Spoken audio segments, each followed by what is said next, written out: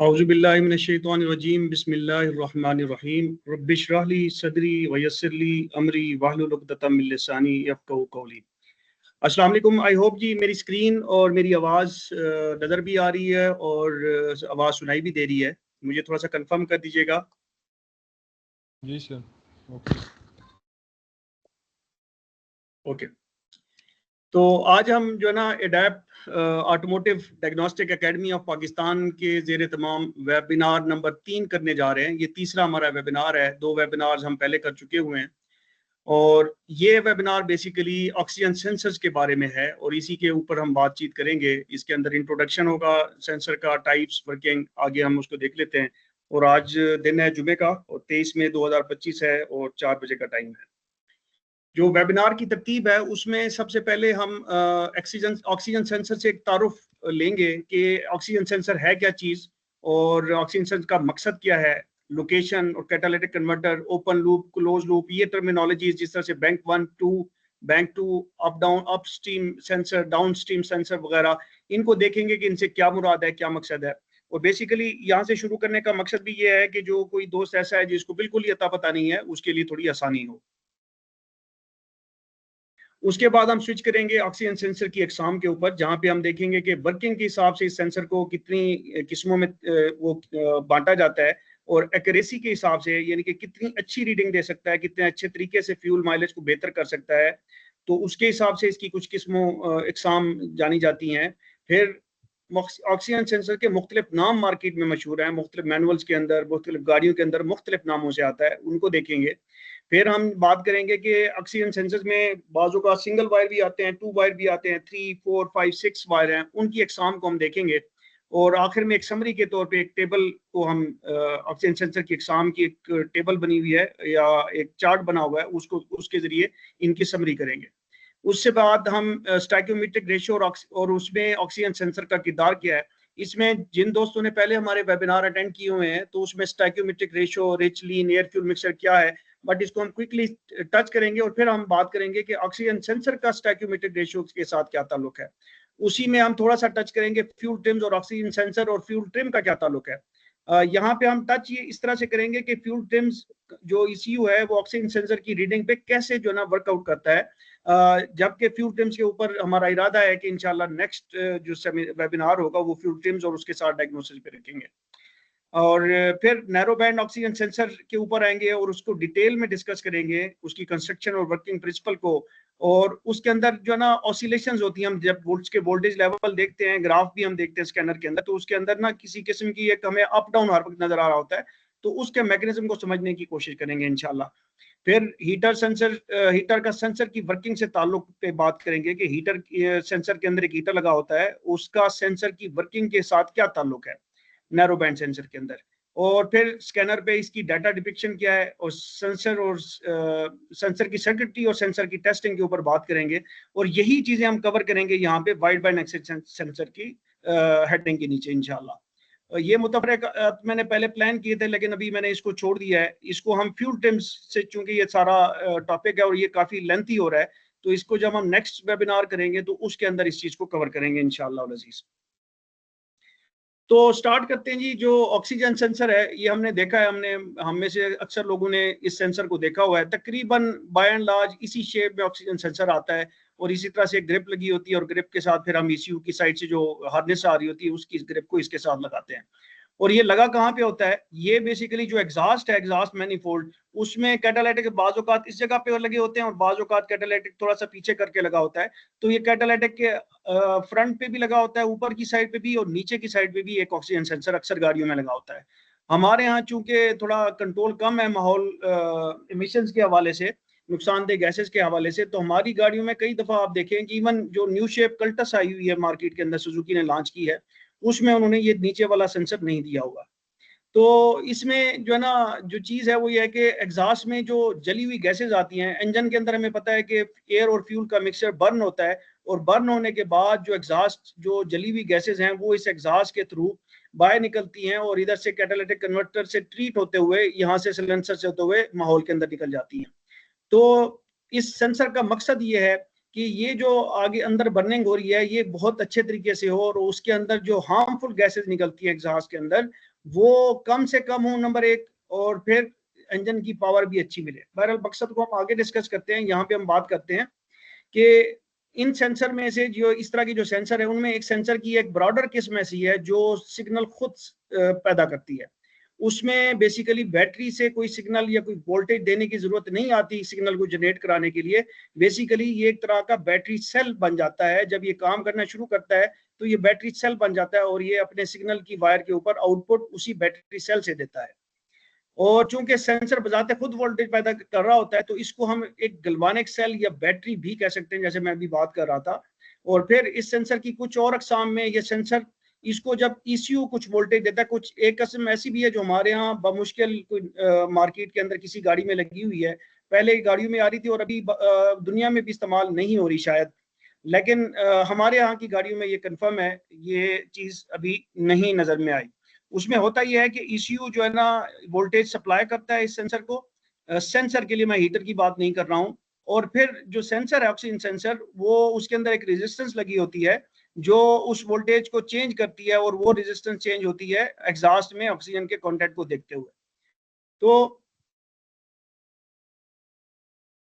Automotive engine में exhaust के अंदर मौजूद, इसको हम क्या करते हैं, एक चीज याद रखने की जरूरत है कि जो ऑक्सीजन सेंसर है, जो यहाँ पे ये एग्जॉस्ट जा रही है और यहाँ पे आपका वो है कैटालिटिक कन्वर्टर है और यहाँ पे जो सेंसर लगा हुआ है ऑक्सीजन सेंसर, ये बेसिकली जो एग्जॉस्ट में ऑक्सीजन कंटेंट को सिर्फ जो है ना मेजर करता है। और इसका मकसद भी यही है कि इसने ऑक्सीजन सेंसर ऑक्सीजन कंटेंट को मापना है, एग्जॉस्ट के अंदर कितनी ऑक्सीजन आ रही है।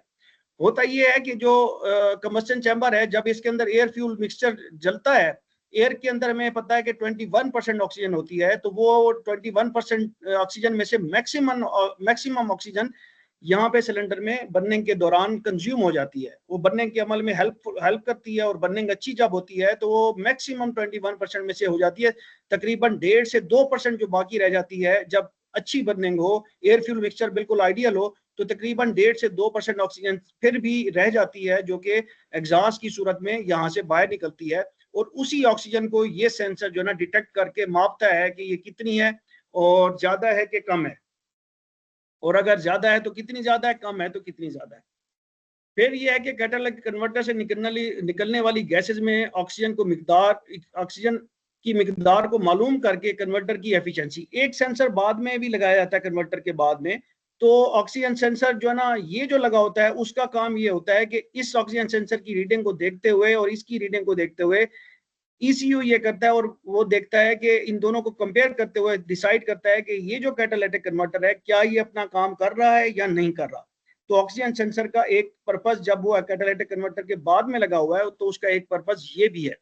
अब ये याद रखिए, बहुत सारे दोस्त इस कैटालिटिक कन्वर्टर को फ्यूल माइलेज से ताल्लुक देते हैं। इसका फ्यूल माइलेज से ताल्लुक कोई नहीं है। हाँ, अगर इसका एग्जॉस्ट जो है ना यहाँ पे इसके अंदर जो है ना कुछ क्लॉगिंग हो जाए या इसके अंदर ये चोकिंग हो जाए तो फिर जरूरी है कि आपकी एग्जॉस्ट ब्लॉक होगी। एग्जॉस्ट ब्लॉक होगी तो यहाँ पे आपका प्रॉब्लम बनेगा और इंजन के ऊपर लोड भी बढ़ेगा और इंजन की फ्यूल एफिशिएंसी भी खराब होगी। अगर यहाँ पे कोई क्लॉगिंग नहीं है, भले ही अपना काम कर पा रहा है या नहीं कर पा रहा, इन दोनों सूरतों में फ्यूल एफिशिएंसी से इसका ताल्लुक नहीं है। एक और केस में कुछ गाड़ियों ने यह भी किया हुआ है कि अगर ये वाला सेंसर खराब हो जाता है तो इस सेंसर की जो इनपुट ईसीयू को जारी होती है तो उसके जरिए कुछ ना कुछ इसको करेक्ट करता रहता है एयर फ्यूल मिक्सचर को। फिर ये इसी वजह से ये जो ऑक्सीजन सेंसर है ये इस पूरे सिस्टम को क्लोज लूप में लेके आता है, और क्लोज लूप में जब वो लेके आता है तो फिर बेसिकली इंजेक्टर जो फ्यूल यहाँ पे स्प्रे कर रहा होता है उसकी क्वांटिटी को इंजेक्टर पल्स से ईसीयू डिफाइन कर रहा होता है। तो उस डिफाइंड की हुई जो वैल्यूज हैं उसकी फीडबैक जब ऑक्सीजन सेंसर देता है तो वो फिर क्या करता है, अपनी डिफाइन की हुई इंजेक्टर पल्स को कि भी मैंने इतना सप्लाई खोलनी है इतनी नहीं खोलनी, तो वो उसको करेक्ट करता है कि हाँ जी मेरा ऑक्सीजन सेंसर मुझे फीडबैक दे रहा है। क्लोज लूप का मतलब है फीडबैक वाला सिस्टम, कि मेरा जो है ना सेंसर फीडबैक दे रहा है तो मैंने फीडबैक के ऊपर इसकी पल्स को करेक्ट करना है, तो वो पल्स को करेक्ट करता है। इसी वजह से इसको कहते हैं ऐसे सिस्टम को जिसमें फीडबैक आ रही हो उस अमल के होने के बाद। तो ये यहाँ पे बर्निंग हो गई है, एयर फ्यूल मिक्सचर बन गया है, बर्निंग हो गई है, तो उस अमल के बाद ये सेंसर इसको फीडबैक देता है। तो जब ये फीडबैक देना स्टार्ट करता है उस वक्त आप स्कैनर पे देखेंगे तो वहां पे क्लोज लूप लिखा आता है। तो इस सेंसर का काम बेसिकली एयर फ्यूल मिक्सचर के सिस्टम को क्लोज लूप में लेके आना, ताकि आपकी जो एयर फ्यूल मिक्सचर की जो रेशो है वो स्टैक्योमेट्रिक रेशो लाई जा सके। उसके ऊपर हम आगे बात करते हैं। एग्जॉस्ट में ऑक्सीजन की मिकदार मालूम होने से कंट्रोल मॉड्यूल इंजन में एयर फ्यूल मिक्सचर की रेशो, सिलेंडर में होने वाली कंबस्शन और कैटालिटिक कन्वर्टर की एफिशिएंसी का अंदाजा लगा सकता है। अब जब उसको ये मालूम होता है कि एग्जॉस्ट में ऑक्सीजन ज्यादा आ रही है, कम आ रही है, आनी कितनी चाहिए, जब उस ईसीयू को इस सेंसर की मदद से ये जब पता चलता है कि है कितनी और उसको ये पता है कि होनी कितनी चाहिए, तो उससे वो ये अंदाजा कर सकता है कि जो एयर फ्यूल जो मिक्सचर वो बना रहा है उसकी क्या स्टेटस है, सिलेंडर में जो कंबस्शन हो रही है क्या उसमें कोई प्रॉब्लम तो नहीं है, और फिर दूसरे सेंसर की मदद से उसको कैटालिटिक कन्वर्टर की एफिशिएंसी का भी पता चलता है।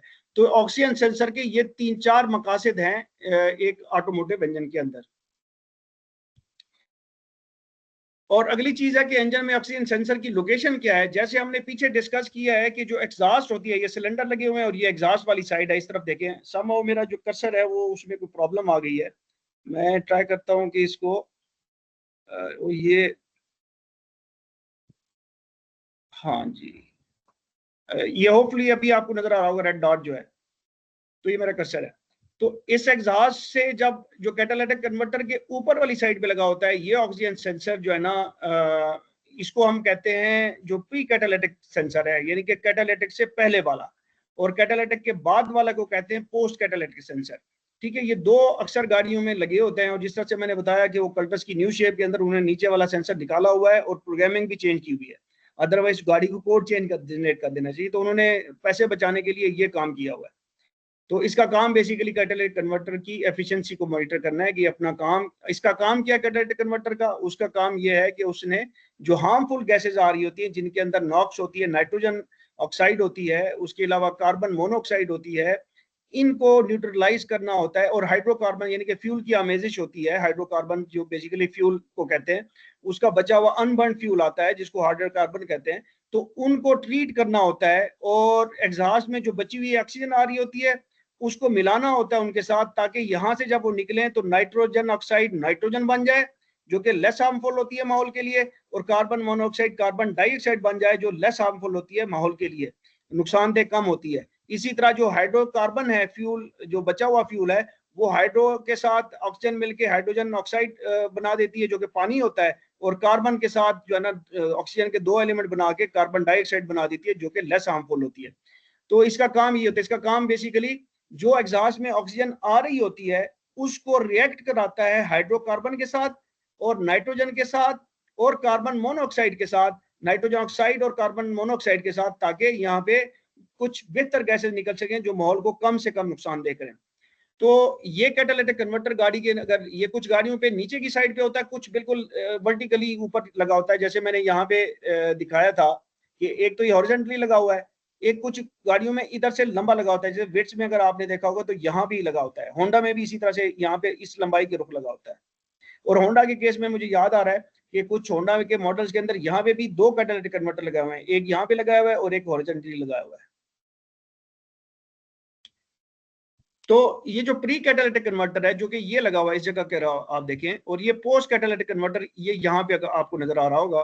तो प्री कैटालिटिक कन्वर्टर को अपस्ट्रीम सेंसर भी कहते हैं, प्री कैटालिटिक सेंसर भी कहते हैं, बैंक 1 S1 भी सेंसर 1 भी कहते हैं, और B1 का मतलब बैंक 1, S1 का मतलब सेंसर 1, बैंक 1 सेंसर 1 भी कहते हैं। इसके अलावा B1 S1 जिस तरह से यहाँ पे लिखा हुआ है, और इसके अलावा इसको सेंसर 1 खाली भी कह दिया जाता है फिर। और ये हमेशा मैनिफोल्ड से ऊपर लगा होता है, और इसका काम बेसिकली माइलेज के साथ है। इसने बेसिकली माइलेज कंट्रोल करानी है, इसने एग्जॉस्ट की फीडबैक देनी होती है ईसीयू को, ताकि ईसीयू इंजन को क्लोज लूप में चलाए, अच्छी परफॉर्मेंस दे, अच्छी फ्यूल एवरेज दे और अच्छी एमिशंस कंट्रोल करे।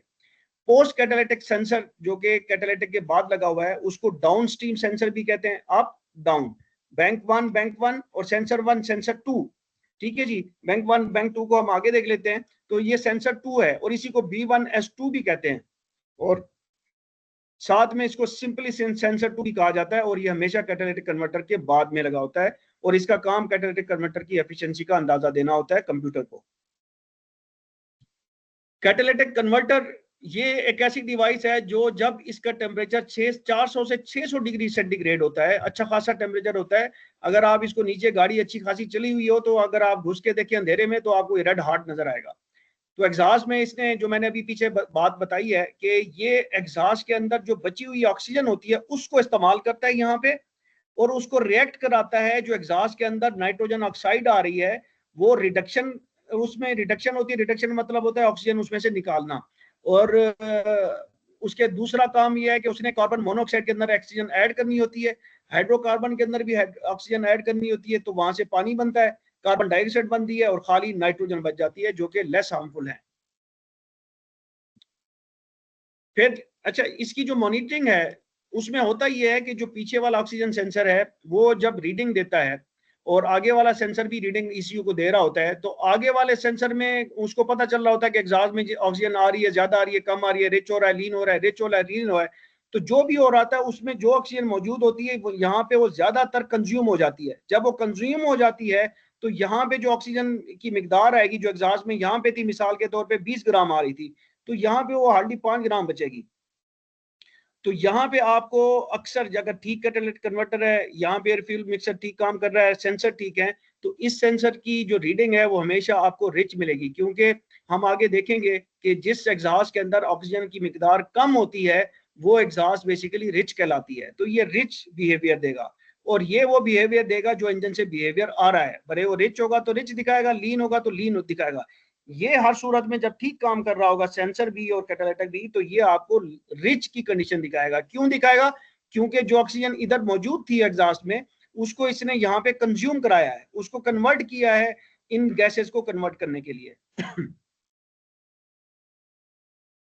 क्लोज लूप फ्यूल सिस्टम मैंने पहले भी एक्सप्लेन कर दिया है, यहाँ पे दोबारा एक बात कर लेते हैं कि फीडबैक वाला जो भी सिस्टम होता है उसको क्लोज लूप सिस्टम कहते हैं, कि डिजायर्ड आउटपुट ताकि हासिल हो, ताकि कोई जब आप कोई अमल करते हैं और उसका कोई रिजल्ट निकलता है तो अमल के दौरान हो सकता है आपकी इनपुट्स ठीक ना हो, उनमें कोई प्रॉब्लम हो सकता है उन इनपुट को, यानी कि इसमें इनपुट क्या होती है कि मैप सेंसर जो एयर फ्यूल मिक्सचर यहाँ पे बनता है उसमें होता ये है कि जो पैडल के थ्रू ड्राइवर जितना पैडल दबाता है एक्सेलेरेटर को उतना फ्लैपर होता है, हवा उतनी ज्यादा जाती है। तो बेसिकली ड्राइवर हवा को कंट्रोल कर रहा होता है और कंप्यूटर किसको कंट्रोल कर रहा होता है? फ्यूल को, इस ऑक्सीजन से इसको इंजेक्टर को। तो ये दोनों यहाँ पे मिलकर एयर फ्यूल मिक्सचर बनाते हैं इस जगह पे। तो ये एयर फ्यूल मिक्सचर जो इधर आ रहा होता है इसको मैप सेंसर के जरिए कंप्यूटर को पता चलता है, एक्सेलेरेटर का पोजीशन पता चलती है एपीपी सेंसर के साथ, टीपी सेंसर से उसको थ्रॉटल की प्लेट की पोजीशन पता चलती है, बैरोमीट्रिक पता चलता है, इंजन का एयर की टेम्परेचर कितना है क्योंकि उसका भी असर होता है, और इसी तरह से इंजन का अपना टेम्परेचर कितना है, वो सारी इनपुट इसको आ रही होती है। अब हो सकता है उन इनपुट में कोई मसला हो, कोई खराबी हो, तो ये तो अपने हिसाब से जितनी इनपुट देखता है उससे मुताबिक सही अपनी जो ना कैलकुलेशन के मुताबिक फ्यूल यहाँ पे फायर करता है। तो एयर फ्यूल मिक्सचर को यहाँ पे आइडियल बनना चाहिए, लेकिन होता नहीं ऐसा, क्योंकि बाज़-औक़ात इस सेंसर में मसला होगा, इसमें मसला होगा, इसमें मसला होगा, और कहीं पे भी मसला ना हो तो बाज़-औक़ात सिलेंडर का कंप्रेशन में मसला हो सकता है, इनटेक के वाल्व या एग्जॉस्ट के वाल्व में कोई मसला हो सकता है, इधर एग्जॉस्ट में कोई ब्लॉकेज होगी तो क्या होगा, तो यहाँ पे जो एयर फ्यूल मिक्सचर बन रहा है या बर्निंग जो हो रही है वो प्रॉपर नहीं होगी, और जो एग्जॉस्ट निकलेगा उसका इसको नहीं पता कि जो मैंने इनपुट दी है इस इंजेक्टर को वो उसका रिजल्ट क्या आया है। तो उसका रिजल्ट जो है ना इस ऑक्सीजन सेंसर ने अपनी फीडबैक के जरिए बताना है कि भाई साहब आपने जो जो इनपुट दी है उसके हिसाब में रिच आया है, यानी कि आपने एयर कम कर दी हुई है या फ्यूल ज्यादा कर दिया हुआ है, तो आप बराए मेहरबानी, एयर को तो वो कुछ नहीं कर सकता, तो वो फ्यूल को चेंज कर सकता है, तो वो फ्यूल की क्वांटिटी को कम करें। फिर अगर वो लीन आ रहा होगा तो फिर वो कहेगा कि यार इसके अंदर जो ना हवा ज्यादा आ रही है, फ्यूल कम आ रहा है, तो फिर ये कहता है कि भाईजान जो भी आपने कैलकुलेशन की अपने हिसाब से आपने ठीक की होंगी, लेकिन जो आपका अमल हो के मेरे पास पहुंच रहा है उसमें फ्यूल कम है, हवा ज्यादा है, फ्यूल ज्यादा करें, तो ये फ्यूल को फिर उस हिसाब से बढ़ाएगा। तो इसको ये कहते हैं close system, close loop system. यही चीज मैंने यहाँ पे लिखी है और इसको मैं फिर अभी मजीद पढ़ने की जरूरत नहीं है, आगे चलते हैं। अब देखते हैं कि एयर फ्यूल मिक्सचर क्या होता है, कि ड्राइवर वो जैसे मैंने पीछे बताया कि जो एक्सेलेरेटर पेडल पोजीशन सेंसर है, एपीपी सेंसर या टीपी सेंसर है, ये इश्यू को बताते हैं कि ड्राइवर बेसिकली डिमांड क्या कर रहा है या हवा कितनी भेज रहा है। तो मैप सेंसर जो है, मैप सेंसर, ये इसको बताता है कि भाई ये डिमांड इसकी ये है। एपीपी सेंसर, टीपी सेंसर से उसको डिमांड का पता चलता है कि वो क्या चाह रहा है ड्राइवर, और यहाँ से पता चलता है कि हवा आ कितनी रही है, और इधर से पता चलता है आईएटी सेंसर से कि उसका टेम्परेचर कितना है। बैरोमीट्रिक प्रेशर सेंसर बेसिकली हवा का प्रेशर बताता है, बाहर की हवा का, कि गाड़ी इस वक्त ऊंचाई पे जो है ना काम चल रही है, किसी पहाड़ी इलाके में चल रही है या समंदर के पास चल रही है। क्योंकि इन दोनों से, टेम्परेचर से भी बेसिकली हवा के वजन में फर्क आता है, और बैरोमीट्रिक प्रेशर के चेंज होने से भी हवा के वजन में फर्क आता है। यानी कि हवा भले 2 ग्राम आ रही है, यानी कि सॉरी, हवा भले जितना भी यहाँ से गुजर रही है, जब टेम्परेचर चेंज होगा तो उसके वजन में फर्क आएगा। अगर थोड़ी सी एक हवा एक एक्स क्वांटिटी में जा रही है, तो जब उसका टेम्परेचर चेंज होगा तो उस एक्स क्वांटिटी की जो वजन है, जो ग्राम है, वो चेंज हो जाएगा। तो ये जो हवा जब आई है, तो फिर इसी हवा के हिसाब से इसके अंदर टेबल बना होता है कि भाई 1 ग्राम हवा आएगी तो एक जो है ना पाव या एक शारक जो है ना, एक तोला आपने फ्यूल भेजना है। तो वो उसी हिसाब से, टेबल के हिसाब से वो फ्यूल उसके अंदर भेजेगा। उस इस एयर और फ्यूल के मिक्स होने को, जब मिक्स होके वो पहुंचता है सिलेंडर के अंदर, उसको कहते हैं हम एयर फ्यूल मिक्सचर। और याद रखिए कि एयर को ड्राइवर कंट्रोल कर रहा होता है, और इन्वायरमेंट की कंडीशन कंट्रोल कर रही होती है, टेम्परेचर, हवा के टेम्परेचर और बैरोमीटर के हिसाब से। लेकिन जो फ्यूल है उसको कंप्यूटर कंट्रोल कर रहा होता है। और फ्यूल उसने एयर को देखते हुए जब एक खास निस्बत में भेजना है कि भाई एक खास निस्बत डिफाइन है टेबल में कि इतना एयर आएगी तो इतना फ्यूल भेजना है, तो फिर वो एयर को मापता है और फ्यूल को भेजता है। अच्छा, अब इसी में हम देख लेते हैं कि इंजन में बैंक 1 और बैंक 1 2 अप डाउन स्ट्रीम की कन्वेंशन ये क्या चीजें हैं। बैंक 1 बैंक 2 क्या है, बेसिकली जो वी शेप इंजन है जिनके सिलेंडर की 2 लाइनें होती हैं। नॉर्मली हमारी गाड़ियों के अंदर इन लाइन सिलेंडर लगे होते हैं, जो कि एक ही लाइन में 3 सिलेंडर होते हैं, 4 सिलेंडर होते हैं अक्सर। तो जो 6 सिलेंडर गाड़ी होती है वो अक्सर हमारे पास वी शेप में होती है कि उसके 2 बैंक होते हैं। तो जो एक सिलेंडर एक लाइन में होते हैं उसको कहते हैं एक बैंक, और दूसरे को कहते हैं दूसरा बैंक। अब होता यह है कि जो सिलेंडर वहां पे जो मैन्युफैक्चरर ने जिसको पहला माना होता है कि ये पहला है, तो उस पहले वाले के हिसाब से वो वाला जो बैंक है, बैंक कहते हैं किनारे को, वो किनारा जो है वो बेसिकली बैंक 1 कहलाता है। जो दूसरा है वो बैंक 2 कहलाता है। तो याद रखिए कि जो भी वी शेप इंजन के अंदर जो सिलेंडर जिस बैंक के ऊपर पहला सिलेंडर होगा वो बैंक 1 कहलाएगा, और उसका सेंसर 1 भी। अगर फिर भी ना पता चल रहा हो तो फिर बेहतरीन तरीका ये होता है कि आप स्कैनर उठाएं और उसकी रीडिंग देखें सारे सेंसर्स की, और इसकी एक की ग्रिप उतारें और फिर देखें वो क्या कोड देता है। तो जो वो कोड देगा उससे पता चल जाएगा कि बैंक 1 कौन सा है। ठीक है जी। और ये कैटालिटिक बैंक इस तरह के वी शेप में जो ना दो कैटालिटिक, कुछ पुरानी गाड़ियों में इन दोनों की एग्जॉस्ट को एक जगह, जो नई गाड़ियां हैं उनके अंदर इस बैंक का अलहदा कैटालिटिक कन्वर्टर होता है, इसका अलहदा होता है। और कुछ और गाड़ियां हैं ये वेस्टर्न कंट्रीज के अंदर इस तरह से है कि वो मजीद एंड पे कॉमन कैटालिटिक कन्वर्टर भी लगाते हैं। तो उनके अंदर आप ये देखेंगे 4 सेंसर, 2 सेंसर इधर हो गए, 2 इधर हो गए, एक इधर भी आ जाता है कि इसकी भी क्या एफिशिएंसी उसने मॉनिटर करनी है। तो अलबत्ता जो हमारे यहाँ गाड़ियां चल रही हैं वो भले वी शेप ही हो, तो उनमें जनरली ये होता है कि 4 सेंसर, 2 इधर लगे होते हैं, 2 इधर लगे होते हैं। और अगर पुराने मॉडल हैं वो, तो आपको सिर्फ 2 ही मिलते हैं, क्योंकि वहां पे ये कैटालिटिक कन्वर्टर और ये सेंसर नहीं होते, सिर्फ ये एंड पे जब कंबाइन हो जाती है एग्जॉस्ट, तो वहां पे कैटालिटिक लगा होता है। ठीक है जी। और इस तरह से जो इनलाइन सिलेंडर वाली जो हमारी गाड़ियां हैं, जैसे करोला हो गई या होंडा वगैरह हो गई, जिसमें एक ही सिलेंडर की लाइन होती है जिसको इनलाइन सिलेंडर कहते हैं, उसके अंदर चूंकि वो है ही एक बैंक, तो उसमें बैंक की वैसे बनती नहीं है इस्तेलाह, लेकिन स्कैनर में इस तरह से बना होता है कि वो फिर उसको भी बैंक 1 कहता है। तो उसका मतलब बैंक 1 और 2 हो वो एक ही बैंक है, तो उसका मतलब कोई ऐसा होता नहीं है। बहरहाल वहां पे B1 S1 बहुत सारे स्कैनर दिखाते हैं। फिर अपस्ट्रीम डाउन स्ट्रीम मैं पहले भी बता चुका हूँ, कैटालिटिक से पहले वाले को अपस्ट्रीम कहते हैं, नीचे वाले को डाउन स्ट्रीम कहते हैं। अब हम आ जाते हैं इसके ऊपर ऑक्सीजन सेंसर की एग्जाम, और उस पर हम बात करते हैं।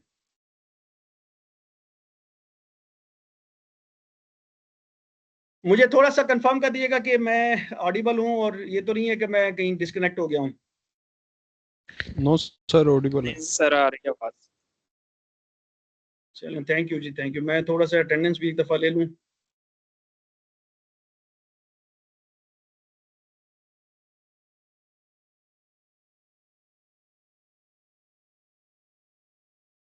अच्छा,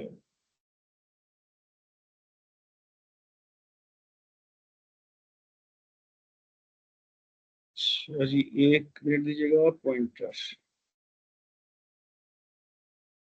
ऑक्सीजन सेंसर की वर्किंग के हिसाब से जो अकसाम, इसमें वर्किंग के हिसाब से कि वो काम उसका वो किस प्रिंसिपल पे काम करता है, उसमें जैसे मैंने हल्का सा पहले पीछे शुरू में भी कहा, इसमें 2 किस्में हैं।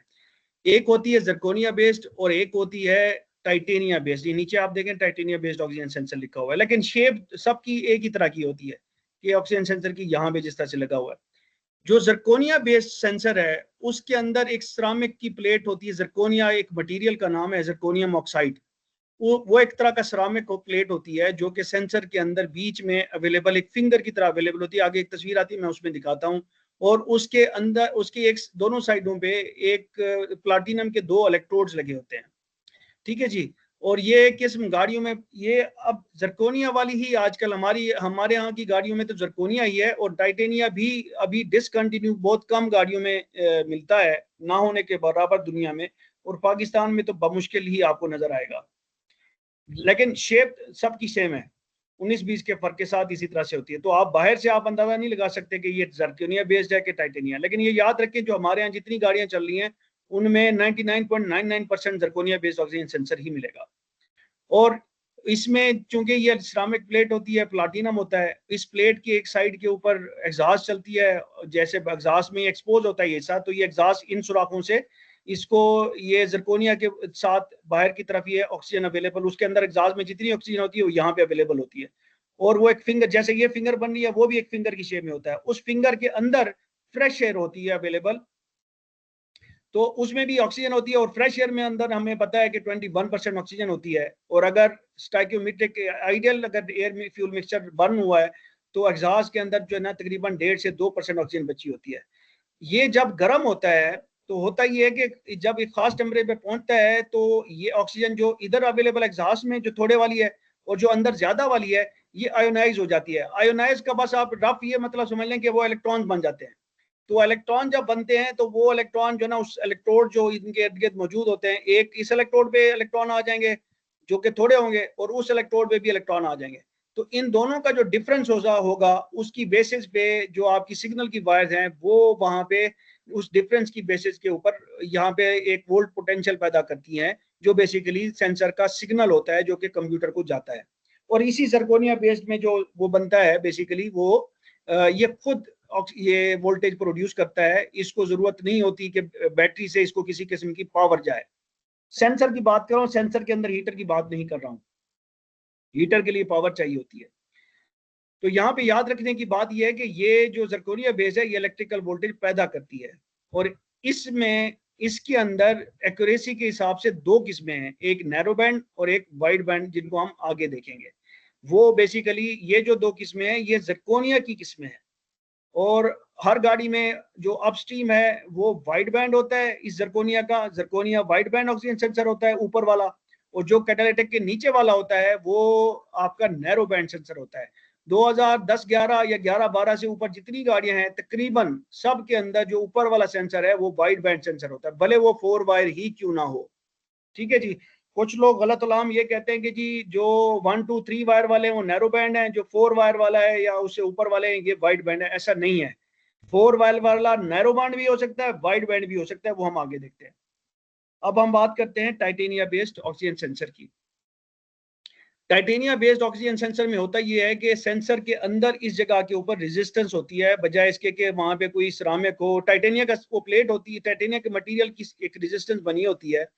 और इसको ईसीयू के साथ इस तरह से कनेक्ट किया जाता है कि एक वोल्टेज डिवाइडर सर्किट इस्तेमाल करता है। उसमें होता ही है कि ये समझ ले नीचे सर्किट, ये समझ लें कि सेंसर, ये सेंसर के अंदर है रेजिस्टेंस, ये सेंसर के अंदर है, सॉरी ईसीयू के अंदर है, यहाँ पे ईसीयू है।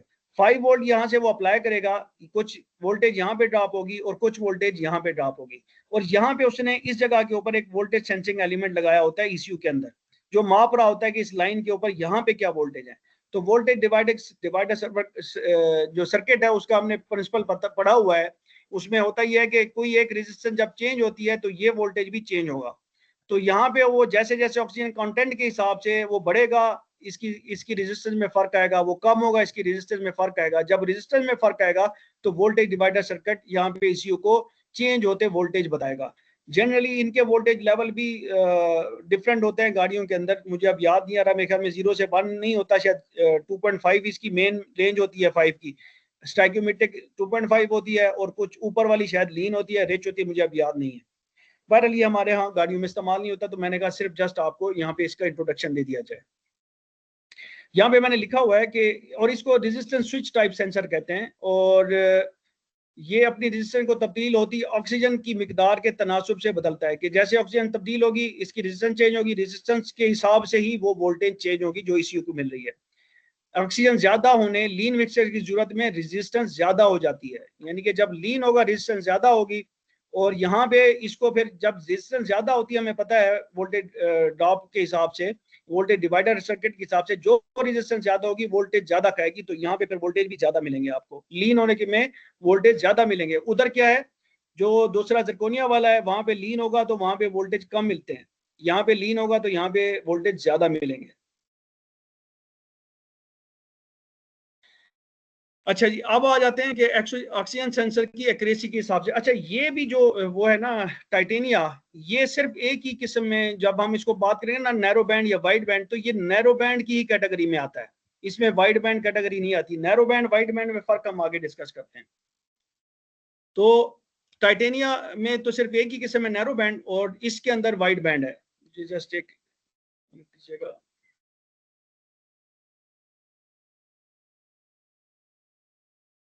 आई होप मैं जो बात कर रहा हूँ कुछ आप लोगों को अपील कर रही है, नहीं तो कोई क्वेश्चन हो तो जरूर बताइएगा जी, ताकि मुझे थोड़ा सा आसानी रहेगी। No sir, carry on. Narrow band oxygen okay sensor, sir. ठीक है, नैरो बैंड ऑक्सीजन सेंसर, जैसे कि नाम नैरो कहते हैं तंग जगह को, नैरो बैंड, ये अगर आप देख रहे हैं ना कि पट्टी सी बन रही है, इसको बैंड कहते हैं, नैरो बैंड, जो तंग पत्ती या पट्टी या छोटी रेंज, ये बेसिकली इसी नाम को ही बताता है कि ये सेंसर ऑक्सीजन की बहुत ही छोटी रेंज को माप सकता है। इसकी जो ना जो कैपेसिटी है वो बहुत थोड़ी सी ऑक्सीजन में फर्क को ये मापता है, उससे ज्यादा को नहीं मापता, बहुत थोड़ा, जो सिर्फ इतना ही बता पाता है ECU को कि भाई ये रिच साइड पे है कि लीन साइड पे है। इससे ज्यादा ये नैरो बैंड ECU को ये नहीं बताता कि भाई ये तो मिसाल के तौर पे आपकी एयर बहुत ज्यादा जा रही है, आपका ऑक्सीजन जो इंजेक्टर है वो क्लॉग हो चुका हुआ है, तो ये नहीं बताएगा कि अभी सिर्फ आई ऑक्सीजन रही है और कुछ नहीं आ रहा, फ्यूल आ ही नहीं रहा, तो ये नहीं बताएगा। ये सिर्फ ये बताएगा कि भाई इस वक्त मिक्सचर जो है ना रिच है कि लीन है। रिच का मतलब फ्यूल ज्यादा एयर कम, और चूंकि ये ऑक्सीजन को देखता है तो हम कहेंगे एयर कम है, और एयर ज्यादा को लीन कहते हैं। तो जो पट्टी छोटी रेंज को मापता है, और स्टाइक्योमेट्रिक रेशियो पे जितनी गैर जली ऑक्सीजन एग्जॉस्ट में आती है उससे थोड़ी ऊपर, यानी कि स्टाइक्योमेट्रिक जब बर्निंग होगी इंजन के अंदर, तो मैंने आपको बताया था कि कितनी ऑक्सीजन बचती है पीछे एग्जॉस्ट में, 1.5 से 2%। एग्जॉस्ट के अंदर जितनी बाकी नाइट्रोजन वगैरह आ रही होती हैं तो उनमें सिर्फ 1.5 से 2%, एयर में और भी गैसेज होती हैं लेकिन 21% ऑक्सीजन होती है एयर, फ्रेश एयर के अंदर। तो जो वो 1.5 से 2% आ रही है, ये उसको भी ठीक तरीके से नहीं देख सकता, यानी कि अगर वो 2% से बढ़ेगी तो मिक्सर लीन हो जाएगा, 1.5-2% से कम होगी तो मिक्सर रिच हो जाएगा। तो ये जो देख सकता है ये बेसिकली अपना जो स्टाइक्योमेट्रिक लाइन है, ये जो जहाँ पे 1 लिखा हुआ है, ये सीधी लाइन ऊपर जा रही है, स्टाइक्योमेट्रिक लाइन है, ये उसके इस लाइन तक देखता है कि ये साइड ये बेसिकली लीन की साइड है और ये रिच की साइड है, और इस साइड यानी कि 1.01 जो है ना, ये क्वांटिटी जो ज्यादा बढ़ती है स्टाइक्योमेट्रिक से ज्यादा होती है ऑक्सीजन, उतना उसको माप सकता है, और 0.99 ऑक्सीजन की क्वांटिटी को, यानी कि जो स्टाइक्योमेट्रिक से थोड़ी सी कम हो, उसको माप सकता है। अब ये देखेंगे ये साइड जो ना वोल्टेज दिखा रही है, तो ये वोल्टेज जो पैदा करता है जब जीरो करेगा तो ये यहाँ पे जीरो के हिसाब से यहाँ पे देखें तो यहाँ पे होगा, इसकी लाइन ये यहाँ पे है, ठीक है। ये लाइन जो फर्क आता है वो यहां से लेके यहां तक फर्क आता है, बाकी कांस्टेंट रहती है, आप देख रहे होंगे। तो इसका मतलब ये है कि ये जीरो, ये जो वोल्टेज पैदा कर रहा है 0 से लेके 1 मिली वोल्ट, ये 1 वोल्ट टोटल, ये 1000 मिली वोल्ट लिखा हुआ है। तो ये जो मिली वोल्ट में इसने दिखाया है कि 0 से 1 वोल्ट जो पैदा कर रहा है, उसके बीच में जो कंप्यूटर को बता रहा है वो इतना ही बता रहा है कि ये ऑक्सीजन स्टाइक्योमीटर से थोड़ी सी ज्यादा है या थोड़ी सी, जबकि ऑक्सीजन इतनी ज्यादा आ रही होगी तो ये उसको डिटेक्ट ही नहीं कर सकता। तो इस वजह से ये सिर्फ और सिर्फ ये बताता है कंप्यूटर को कि आपकी एग्जॉस्ट रिच है या लीन है, ये नहीं बता सकता कि कितनी रिच है कितनी लीन है। अब उसको जो ईसीयू है वो कैसे इंटरप्रेट करता है, कैसे उसको जो है ना उसके हिसाब से फिर अपनी करेक्शन करता है इंजेक्टर पल्स की, उसको फिर हम आगे बात करते हैं, उसमें फ्यूल टेम्प की जिक्र आ जाएगा। और नई और पुरानी तमाम गाड़ियों के अंदर कैटालिटिक कन्वर्टर के बाद वाला सेंसर अभी हमेशा नैरो बैंड सेंसर ही इस्तेमाल होता है। और जैसे मैंने कहा 2010-11 ऑनवर्ड मैक्सिमम गाड़ियों में जो ऊपर वाला सेंसर है कैटालिटिक से ऊपर वाला, वो वाइड बैंड सेंसर होता है। और इसी वजह से चूंकि इसकी नैरो बैंड है तो इसकी एक्यूरेसी वाइड बैंड, वाइड कहते हैं बड़े को, तो बड़े बैंड वाले ऑक्सीजन सेंसर से कम है। अब यहाँ पे वाइड बैंड सेंसर है, ये अपनी आउटपुट जो ना पंपिंग करंट के हिसाब से मिली एम्पेयर के हिसाब से देखता है, लेकिन हमें स्कैनर के अंदर वोल्टेज भी नजर आते हैं। ये मैं जल्दी में ना ये कुछ मिस कर गया हूं।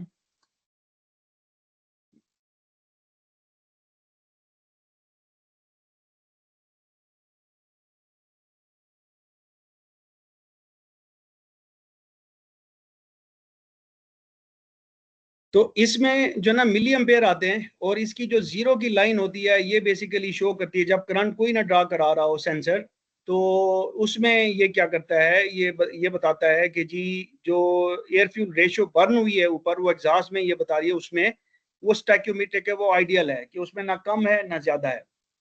तो और इसमें आप देखें कि जब, और इसकी रेंज ये है -2 मिली एम्पेयर से लेके 1.5 मिली एम्पेयर तक।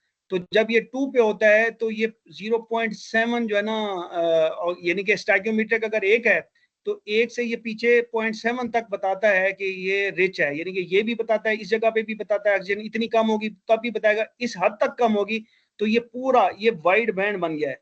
और लीन तो उससे भी ज्यादा बता सकता है कि लीन जो है ना, ये इसमें 1 से भी ये तकरीबन 30% मजीद इसमें ऐड हो गई है, इसमें 30% कम हो गई, यानी कि स्टाइक्योमीटर से 30% कम।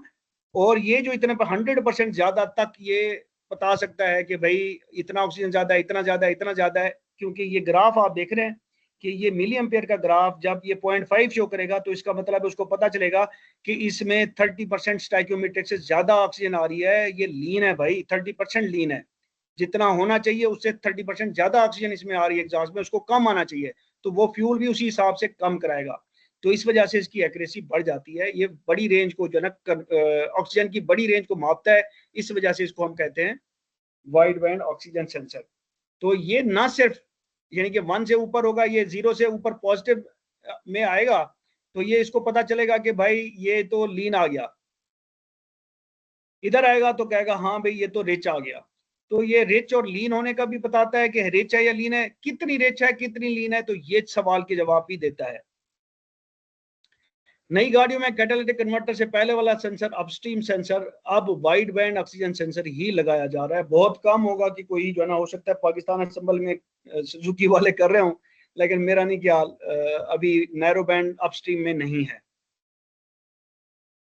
कोई सवाल हो यहाँ तक तो मुझे जरूर बताएं जी, नहीं तो फिर हम आगे चलते हैं।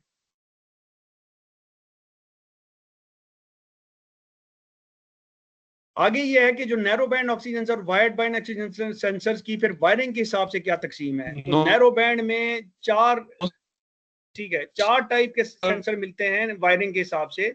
जी जी, है वो वैसे आ, आपकी आवाज कट रही है, प्लीज दोबारा बोलें। मैंने कहा जी, हाँ जी, कभी नैरो आवाज बैंड आपकी कट कभी रही। पुरानी कार। जी जी, आ रही है बात सर? हेलो। हाँ जी अब आ रही है, पहले थोड़ी सी कट रही थी। अच्छा सर जी, मैंने बताना आपसे पूछना था कि जो सी नैरो बैंड है ये कभी वैसे गाड़ी में आया है कि जो कौन सा एग्जॉस्ट के बाद लगा हो, पहला कैटालिटिक के पहले, तो वो नैरो बैंड हो, ये किन गाड़ियों में लगा होगा? यार जो आप देखेंगे ना, मैं बता रहा हूँ कि 2010 से पीछे जो गाड़ियां हैं उनमें अक्सर में आपको एग्जॉस्ट के बाद हम नहीं कहते, हम कहते हैं कैटालिटिक को रेफरेंस लेते हैं। कैटालिटिक से पहले वाला, ठीक है, जब हम पहले वाला कहते हैं यानी कि ऊपर वाला अपस्ट्रीम, वो 2010 से पीछे अक्सर गाड़ियों में नैरो बैंड ही लगा हुआ है। और हो सकता है कुछ ब्रांड जो पाकिस्तानी हैं उन्होंने 2010 के बाद भी नैरो बैंड लगाया हो। वो आगे हम जब आप ये पूरा लेक्चर सुनेंगे तो आपको अंदाजा होगा कि आपने कैसे पता करना है कि नैरो बैंड कौन सा है, वाइड बैंड कौन सा है। ठीक है जी। तो नैरो बैंड के अंदर जो ना 4 वायर के डिफरेंट सिग्नल आते हैं, सॉरी सेंसर आते हैं जरकोनिया वाले। एक सिंगल वायर होता है, ये बहुत पुरानी आप देखेंगे मेहरान वगैरह पुरानी आप उठा के देखें जो EFE यारो 1 टाइप गाड़ियां थी उनमें आपको सिंगल वायर भी नजर आएगा। फिर 2 वायर सेंसर आए, फिर 3 वायर सेंसर आए, उसके बाद 4 वायर सेंसर अभी चल रहे हैं नैरो बैंड के अंदर। और ये सारे के सारे अब अक्सर कैटालिटिक के बाद जो है ना जो सेंसर लगे हुए हैं वो 4 वायर नैरो बैंड सेंसर ही लगा होता है। वाइड बैंड ऑक्सीजन सेंसर के अंदर भी 3 किस्में हैं। नैरो बैंड में ये 4 हैं, वाइड बैंड में वायरिंग के हिसाब से 3 है, एक 4 वायर वाला, 5 वायर वाला, 6 वायर वाला। तो 5 और 6 वायर वाला जब भी सेंसर नजर आए वो तो आप आंखें बंद करके बता दें कि वाइड बैंड है। जो 4 वायर वाला है वहां पे थोड़ा डाउट होता है कि यार ये कहीं पुरानी गाड़ी ना हो और इसमें ये पता नहीं वाइड बैंड वाला है कि नैरो बैंड वाला है, तो इसको थोड़ा जांचना पड़ता है कि ये कौन सा सेंसर है। अदरवाइज 5 और 6 ये कंफर्म वाइड बैंड है, इनमें नैरो बैंड नहीं आता। इनके मुख्तलिफ नाम जो है ना, जो नैरो बैंड है वो लैम्डा सेंसर अक्सर कहलाया जाता है। लैम्डा सेंसर जो है नैरो बैंड के लिए मखसूस किया जाता है, जबकि लैम्डा बेसिकली एक रेशो का नाम है जो कि 1 के इर्द गिर्द वो करती है, कि यानी कि जो मैं अभी आपको मजीद इसका एक्सप्लेनेशन देता हूँ। और एयर फ्यूल रेशो के नाम से जो सेंसर आता है वो वाइड बैंड के लिए अक्सर एयर फ्यूल रेशो सेंसर कहा जाता है उसको। इसके अलावा इसका एक और इक्विवेलेंस रेशो भी नाम है। इसके अलावा यूईजी यूनिवर्सल, आपको नाम जो ना गोरे की आप बुक मैनुअल उठाएंगे तो उसमें लिखा होगा UEG sensor, universal exhaust gas oxygen sensor, UEGO sensor. ठीक है जी, यूईजीओ ये भी कहा जाता है। इसके अलावा ये जो लैम्डा है ये इक्विवेलेंस रेशियो के नाम से भी जाना जाता है, और इसको कुछ मैन्युफैक्चरर ने वाइड बैंड के लिए ना इक्विवेलेंस रेशियो सेंसर के नाम में इस्तेमाल किया है, कुछ ने उसको AFR या AF सेंसर के नाम से, एयर फ्यूल सेंसर का नाम भी दिया है। तो ये सारे नाम बेसिकली वाइड बैंड के लिए हैं। लैम्डा जनरली लोग जो है ना उसको कहते हैं जो नैरो बैंड है। हाउएवर लैम्डा किसी सेंसर के लिए मखसूस नहीं किया जा सकता। लैम्डा उधर भी उसी तरह से है जैसे नैरो बैंड में है, उसी तरह से वाइड बैंड में भी लैम्डा है। लैम्डा, अब हम ये देखते हैं कि ये नाम अक्सर लोग सिर्फ नैरो बैंड सेंसर के लिए मखसूस समझते हैं, ताहम ये नैरो बैंड वाइड बैंड दोनों के लिए इस्तेमाल में आता है। लैम्डा असल में जब एयर फ्यूल मिक्सचर स्टाइकियोमीट्रिक रेशियो हो, स्टाइकियोमीट्रिक रेशियो में क्या होता है कि 14.7 हिस्से हवा हो उस एयर फ्यूल रेशियो के अंदर, एयर फ्यूल मिक्सचर के अंदर, और 1 हिस्सा फ्यूल हो। यानी कि अगर 14.7 ग्राम हवा आ रही है तो कंप्यूटर 1 ग्राम फ्यूल उसके मुकाबले में भेजेगा। जब ये रेशो होगी एयर और फ्यूल के मिक्सचर बनने की तो इसको हम कहते हैं स्टाइकोमेट्रिक रेशियो को। जब ये रेशो होगी तो लैम्डा इसको कहता है 1। ये यहाँ पे नजर आ रहा है 1, 14.7 के नीचे 1, यानी 14.7 का मतलब ये है एयर फ्यूल रेशो। 14.7 हवा एयर और 1 क्या है आपका फ्यूल, एयर फ्यूल, ये एयर और 1 fuel. 16.17 air 1 fuel, 14.7 air 1 fuel. अब इसमें हवा ज्यादा होती जा रही है, फ्यूल एक ही है, तो इसका मतलब ये है ये लीन साइड है, और ये हवा कम होती जा रही है, फ्यूल वही 1 ग्राम है, तो ये रिच साइड है। इसी तरह यहाँ पे देखें ये 1 है। अच्छा, इसी को जब वो कहता है कि 14.7 होगा तो मैं इसको 1 मानूंगा। जब ये 1.1 होगी तो ये इसका मतलब है 14.7 से हवा ज्यादा हो गई है। जब ये 1 से कम 0.9 होगी, लैम्डा, ये लैम्डा है, तो ये लैम्डा जब 0.9 होगा तो इसका मतलब है हवा कम हुई है। फ्यूल का वही सेम वो तनासुब खड़ा हुआ है कि एक ग्राम भेजेगा, ये 0.9 ग्राम हवा हुई है, फ्यूल वही 1 ग्राम आ रहा है। यहाँ पे 1.1 ग्राम हवा हुई है और फ्यूल वही 1 ग्राम आ रहा है। तो लैम्डा बेसिकली बेहतरीन पैरामीटर है जो कि स्कैनर में नजर आता है। नैरो बैंड के केसेस में भी अक्सर नजर आता है, बाजू का नहीं नजर आता, लेकिन वाइड बैंड के केसेस में स्कैनर के ऊपर आपको जो ऑक्सीजन सेंसर की रीडिंग है वो इस लैम्डा की सूरत में भी दिखाई जाती है, वो हम आगे बात करते हैं। नैरो बैंड लैम्डा वैल्यू अब 14.7 जो ये स्टाइकोमेट्रिक रेशियो है से ऊपर या नीचे हो तो ये ऊपर, यानी लीन के केस में नैरो बैंड में लैम्डा वैल्यू 1.0, जैसे मैंने बताया कि 1.01 है तो मतलब लीन हो गया, हवा की ज्यादा क्वांटिटी हो गया है। 0.9 है तो इसका मतलब है रिच हो गया। तो यही चीज यहाँ पे लिखी हुई है। वाइड बैंड में लैम्डा के केस में जब ये इससे ऊपर नीचे होती है आइडियल रेशियो से तो लैम्डा क्या करता है, लीन के केस में 1.36 यानी कि 20। अच्छा, इसकी उसने रेंज बताई है यहाँ पे कि चूंकि मैंने बताया था कि जी नैरो बैंड की रेंज कम होती है, वो मैक्सिमम देख सकता है लीन की वाली साइड पे 1.01 लैम्डा को देख सकता है, और रिच की साइड पे 0.99 लैम्डा को दे सकता है, जिसकी जब हम एयर फ्यूल रेशो में देखें तो उसकी वैल्यू 14.6 होती है वो 0.99 की, और इसकी वैल्यू 14.8 होती है, जबकि आइडियल वैल्यू 14.7 है। और वाइड बैंड में जो रेंज है वो देखें 1.36 तक जाती है, 1.36 तक वो डिटेक्ट कर सकता है, ये 1.01 तक कर सकता है। और ये रिच की साइड पे 10 ये 0.68 तक कर सकता है। यहाँ पे आप देखें कि ये 0.99 तक कर सकता है। तो ये इन दोनों का इतना बड़ा फर्क है इनकी ऑक्सीजन को डिटेक्ट करने की रेंज का।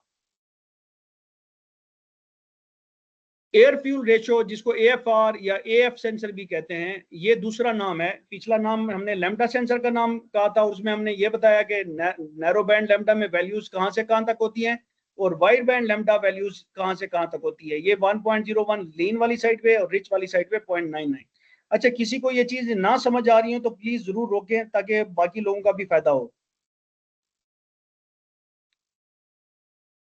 एयर फ्यूल रेशियो बेसिकली वहां पे हमने बात की थी कि वो लैम्डा में 1 वाला पॉइंट है, यहाँ पे 14.7 वाला पॉइंट है। 14.7 से ज्यादा होगा, ये जो रेशियो 1 लिखा हुआ है ये हर जगह पे 19:1, ये 1 ये कांस्टेंट है कि फ्यूल इतना ही आ रहा है, एयर बड़ी आ रही है। तो 14.7 से ऊपर जाएंगे तो वो लीन होगा कि हवा ज्यादा हो गई है, ये हवा की मिकदार है 14.7। आइडियल पे है 14.7 हवा की मिकदार के अगेंस्ट एक मिकदार में फ्यूल होना चाहिए। तो इधर की तरफ जाएंगे तो ये लीन होगा। अब यहाँ पे ये जो दिखा रहा है कि ये आपका नैरो बैंड सेंसर है, उसकी रेंज चूंकि कम है तो इसी वजह से ये लंबी लाइन नजर आ रही है। ये वाइड बैंड है, ये आपकी इसकी बड़ी रेंज है। इसमें जब इधर आप जाएंगे तो ये आपको इधर भी वैल्यू, इधर जो करंट आएगा यहाँ पे वैल्यू आएगी। अच्छा, यहाँ पे वोल्टेज दिखाएंगे। और वाइड बैंड में जैसे मैंने बताया था उसका आउटपुट जो ईसीयू को जाता है वो करंट में जाता है, वहां पे वो वोल्टेज नहीं मेजर कर रहा होता बल्कि उस सर्किट के अंदर सिग्नल वायर के ऊपर जो करंट फ्लो कर रहा होता है ईसीयू उसको मेजर कर रहा होता है। लेकिन फिर जो करंट होता है उसकी तनासब से वो स्कैनर के अंदर जो ना उसको वोल्टेज में कन्वर्ट करके दिखाता है, तो वोल्टेज में भी नजर आता है लेकिन उसकी 0 से 1 नहीं होती, ज्यादा होती है। तो वाइड बैंड सेंसर के लिए मखसूस ये नाम है एयर फ्यूल रेशियो सेंसर। इसको नैरो बैंड सेंसर के लिए भी इस्तेमाल किया जा सकता है लेकिन किया नहीं जाता। ताहम असल चीज इसका कॉन्सेप्ट समझना है।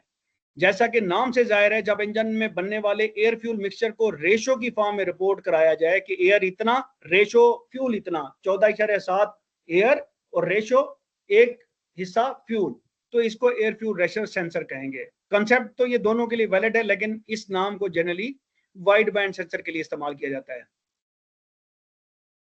इस फॉर्म में सेंसर की रीडिंग शो करने का जिम्मेदार ईसीयू है। अच्छा, सेंसर तो उसको वोल्टेज भेज रहा होगा या वाइड बैंड के केस में करंट भेज रहा होगा, तो स्कैनर फिर उसको कन्वर्ट करके आपको दिखाता है कि जी ये 14.7 है या 14.7 से ऊपर है। स्कैनर में ये प्रॉपर पैरामीटर नजर आता है।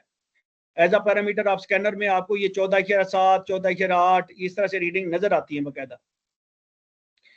प्रिंसिपली हम इसको नैरो या वाइड बैंड सेंसर के साथ मखसूस नहीं कर सकते, पर ये इस्तेलाह वाइड बैंड सेंसर के साथ स्कैनर्स में आप ये पैरामीटर वाइड बैंड सेंसर वाली गाड़ी में ही देख सकेंगे। जब सेंसर स्टैक्योमीट्रिक है तो ये 14.7 रेशो 1 देगा, और जब लीन के केस में 14.7 से ऊपर, रिच के केस में 14.7 से नीचे। अब जी ये सेंसर की इकसाम की समरी है। अगर आप देखें तो हमने बात की थी जरकोनिया सेंसर होते हैं, टाइटेनिया सेंसर होते हैं जो हमारे यहाँ कम इस्तेमाल होते हैं। जरकोनिया में 2 फर्दर इकसाम है एक्यूरेसी की बुनियाद पे, एक नैरो बैंड है और एक वाइड बैंड है। टाइटेनिया में सिर्फ नैरो बैंड है, और इस नैरो बैंड में भी सिंगल वायर भी आता है, 2 वायर भी आता है, 3 वायर भी आता है, 4 वायर भी आता है। और नैरो बैंड में सिंगल वायर, 2 वायर, 3 वायर और 4 वायर, और वाइड बैंड में 4 वायर, 5 वायर, 6 वायर। ये 7 गलती से लिख गया हूँ जी, माजरत खा हूँ मैं, माजरत खा हूँ, ये गड़बड़ हो गई है। नहीं, अभी चेंज नहीं होगा। 7 वायर कोई सेंसर नहीं है और ये मेरी मिस्टेक है। 4 वायर, 5 और 6 3 किस्में आती हैं इसमें, जिसमें 4 वायर जो है ना ये एक सिंगल सेल टाइप सेंसर है जो कि तकरीबन जो नैरो बैंड की कंस्ट्रक्शन है उससे मिलता जुलता होता है लेकिन मॉडिफिकेशन है उसकी। जो 5 और 6 हैं ये डबल सेल हैं, ये सिंगल सेल डबल सेल हम आगे चल के बात करते हैं। अब यहाँ पे हम बात कर लेते हैं कि स्टाइक्योमेट्रिक रेशियो और ऑक्सीजन सेंसर का ताल्लुक। क्विकली बात करेंगे एयर फ्यूल मिक्सचर में स्टाइक्योमेट्रिक रेशियो क्या है। उसमें कि ये एयर और फ्यूल की वो मिकदार है एयर फ्यूल मिक्सचर के अंदर जिससे इंजन के अंदर एयर फ्यूल मिक्सचर को अच्छे तरीके से जलाया जा सके और उसके नतीजे में जो एग्जॉस्ट पैदा हो उसमें नुकसानदेह गैसेस कम से कम हो, स्टाइक्योमेट्रिक रेशो कहलाती है, जो कि इंजीनियर्स ने जब वर्कआउट किया तो उनको मिला है, तजर्बा से पता चला है कि 14:7:1 कि 14:7 हिस्से हवा और 1 हिस्से में फ्यूल जब हो मिक्सचर के अंदर, तो वो इंजन में एक अच्छा काम करता है और उससे इमिशंस भी कम होती हैं। ठीक है जी। रिच एयर फ्यूल मिक्सचर और स्टाइक्योमेट्रिक रेशियो, सादा लफ्जों में रिच एयर फ्यूल मिक्सचर का मतलब फ्यूल का स्टाइक्योमेट्रिक रेशियो से ज्यादा होना या हवा का, जनरली हम इसको हवा लेते हैं, हवा का एयर फ्यूल मिक्सचर में स्टाइक्योमेट्रिक रेशियो से कम होना। रिच का मतलब यह है गाढ़ा, रिच कहते हैं गाढ़ा, अमीर, जिसमें फ्यूल ज्यादा है तो वो जाहिर बात है अमीर है, रिच है। तो जिसको पानी कम मिल रहा है वो क्या है, लीन है, वो पतला है। लीन कहते हैं पतले को, जिसमें फ्यूल कम हो, हवा ज्यादा हो। या हवा, खाली हम हवा का रेफरेंस ले तो हम कहेंगे हवा ज्यादा हो। रिच में हवा कम है, भाई उसके अंदर पानी कम है, दूध ज्यादा है, तो वो रिच है। तो जिसमें पानी ज्यादा हो, दूध कम हो, तो वो लीन होगा। रिच एयर फ्यूल मिक्सचर को सादा लफ्जों में गाढ़ा, और मिक्सचर जो फ्यूल लीन है उसको क्या कहते हैं, आप उसमें वो पतला हम कह सकते हैं। ये लीन की जो मैंने अभी बात की थी, ये उसी को यहाँ पे फिर एक्सप्लेन किया गया है। इसको मैं आगे चलाता हूँ। फिर ऑक्सीजन सेंसर का क्या किरदार होता है, जैसे मैंने पहले वहां पे बात की कि एयर को जो ना कंट्रोल कर रहा होता है ड्राइवर, और उसकी इनपुट ड्राइवर की जो डिमांड है वो एपीपी और टीपी सेंसर से इसको मिल रही होती है। फिर कैम जो क्रैंक और कैम है, अगर गाड़ी चढ़ाई पे चल रही है उसके आरपीएम कम होना चाहिए, आरपीएम देता है, तो आरपीएम अगर कम होते हैं तो उसको पता चलता है मेरे ऊपर लोड पड़ा हुआ है। इसी तरह ईसीटी और आईएटी जो है ना, बैरोमीट्रिक, ये सेंसर भी इसको इनपुट देते हैं ताकि उसको पता चले जो हवा आ रही है, मिकदार आ रही है, वो मोटी है पतली है, ताकि उसके हिसाब से उसका वजन वो पूरा कर सके। मैप सेंसर उसको बता रहा है कि कितनी हवा किस स्पीड से और कितनी आ रही है, या हवा का प्रेशर क्या है। फिर ये उसको कन्वर्ट करता है इन सारी इनपुट को देखते हुए वजन में, और इनसे उसको पता चलता है कि कितना लोड है। ये दो सेंसर और ये आरपीएम लोड कैलकुलेट करता है, उसकी बेसिस पे वो इंजेक्टर पल्स बनाता है। तो फिर जो हवा ये होती है और ये होता है, ये आपस में ये जो इंजेक्टर पल्स बनती है, इन उनके नतीजे में वो बेसिकली बेसिक इंजेक्टर पल्स होती है। और फिर जब जाके वो जलती है, और जलने के बाद जब ऑक्सीजन सेंसर उसकी फीडबैक इसको देता है, तो फिर वो इंजेक्टर पल्स को करेक्ट करता है कि भी मैंने जो पहले दी थी इंजेक्टर पल्स, वो अगर ये कहता है कि लीन है तो वो कहता है जी ठीक है जी इसको बढ़ा दो। तो वो करेक्टेड जो पल्स होती है, रिफाइंड पल्स होती है, वो बेसिकली ऑक्सीजन सेंसर की वजह से आती है। अगर ऑक्सीजन सेंसर खराब हो जाए तो वो ओपन लूप में हो जाएगा, उसको फीडबैक नहीं जाएगी, और इंजेक्टर पल्स वही बेस वाली चलती रहेगी। जबकि जब ये ठीक हो, काम करना शुरू कर देता है, तो लूप क्लोज हो जाता है और फीडबैक आ जाती है, तो फिर वो इसको करेक्ट करना शुरू करता है। तो ये ताल्लुक है ऑक्सीजन सेंसर का स्टोइकोमेट्रिक रेशियो के साथ।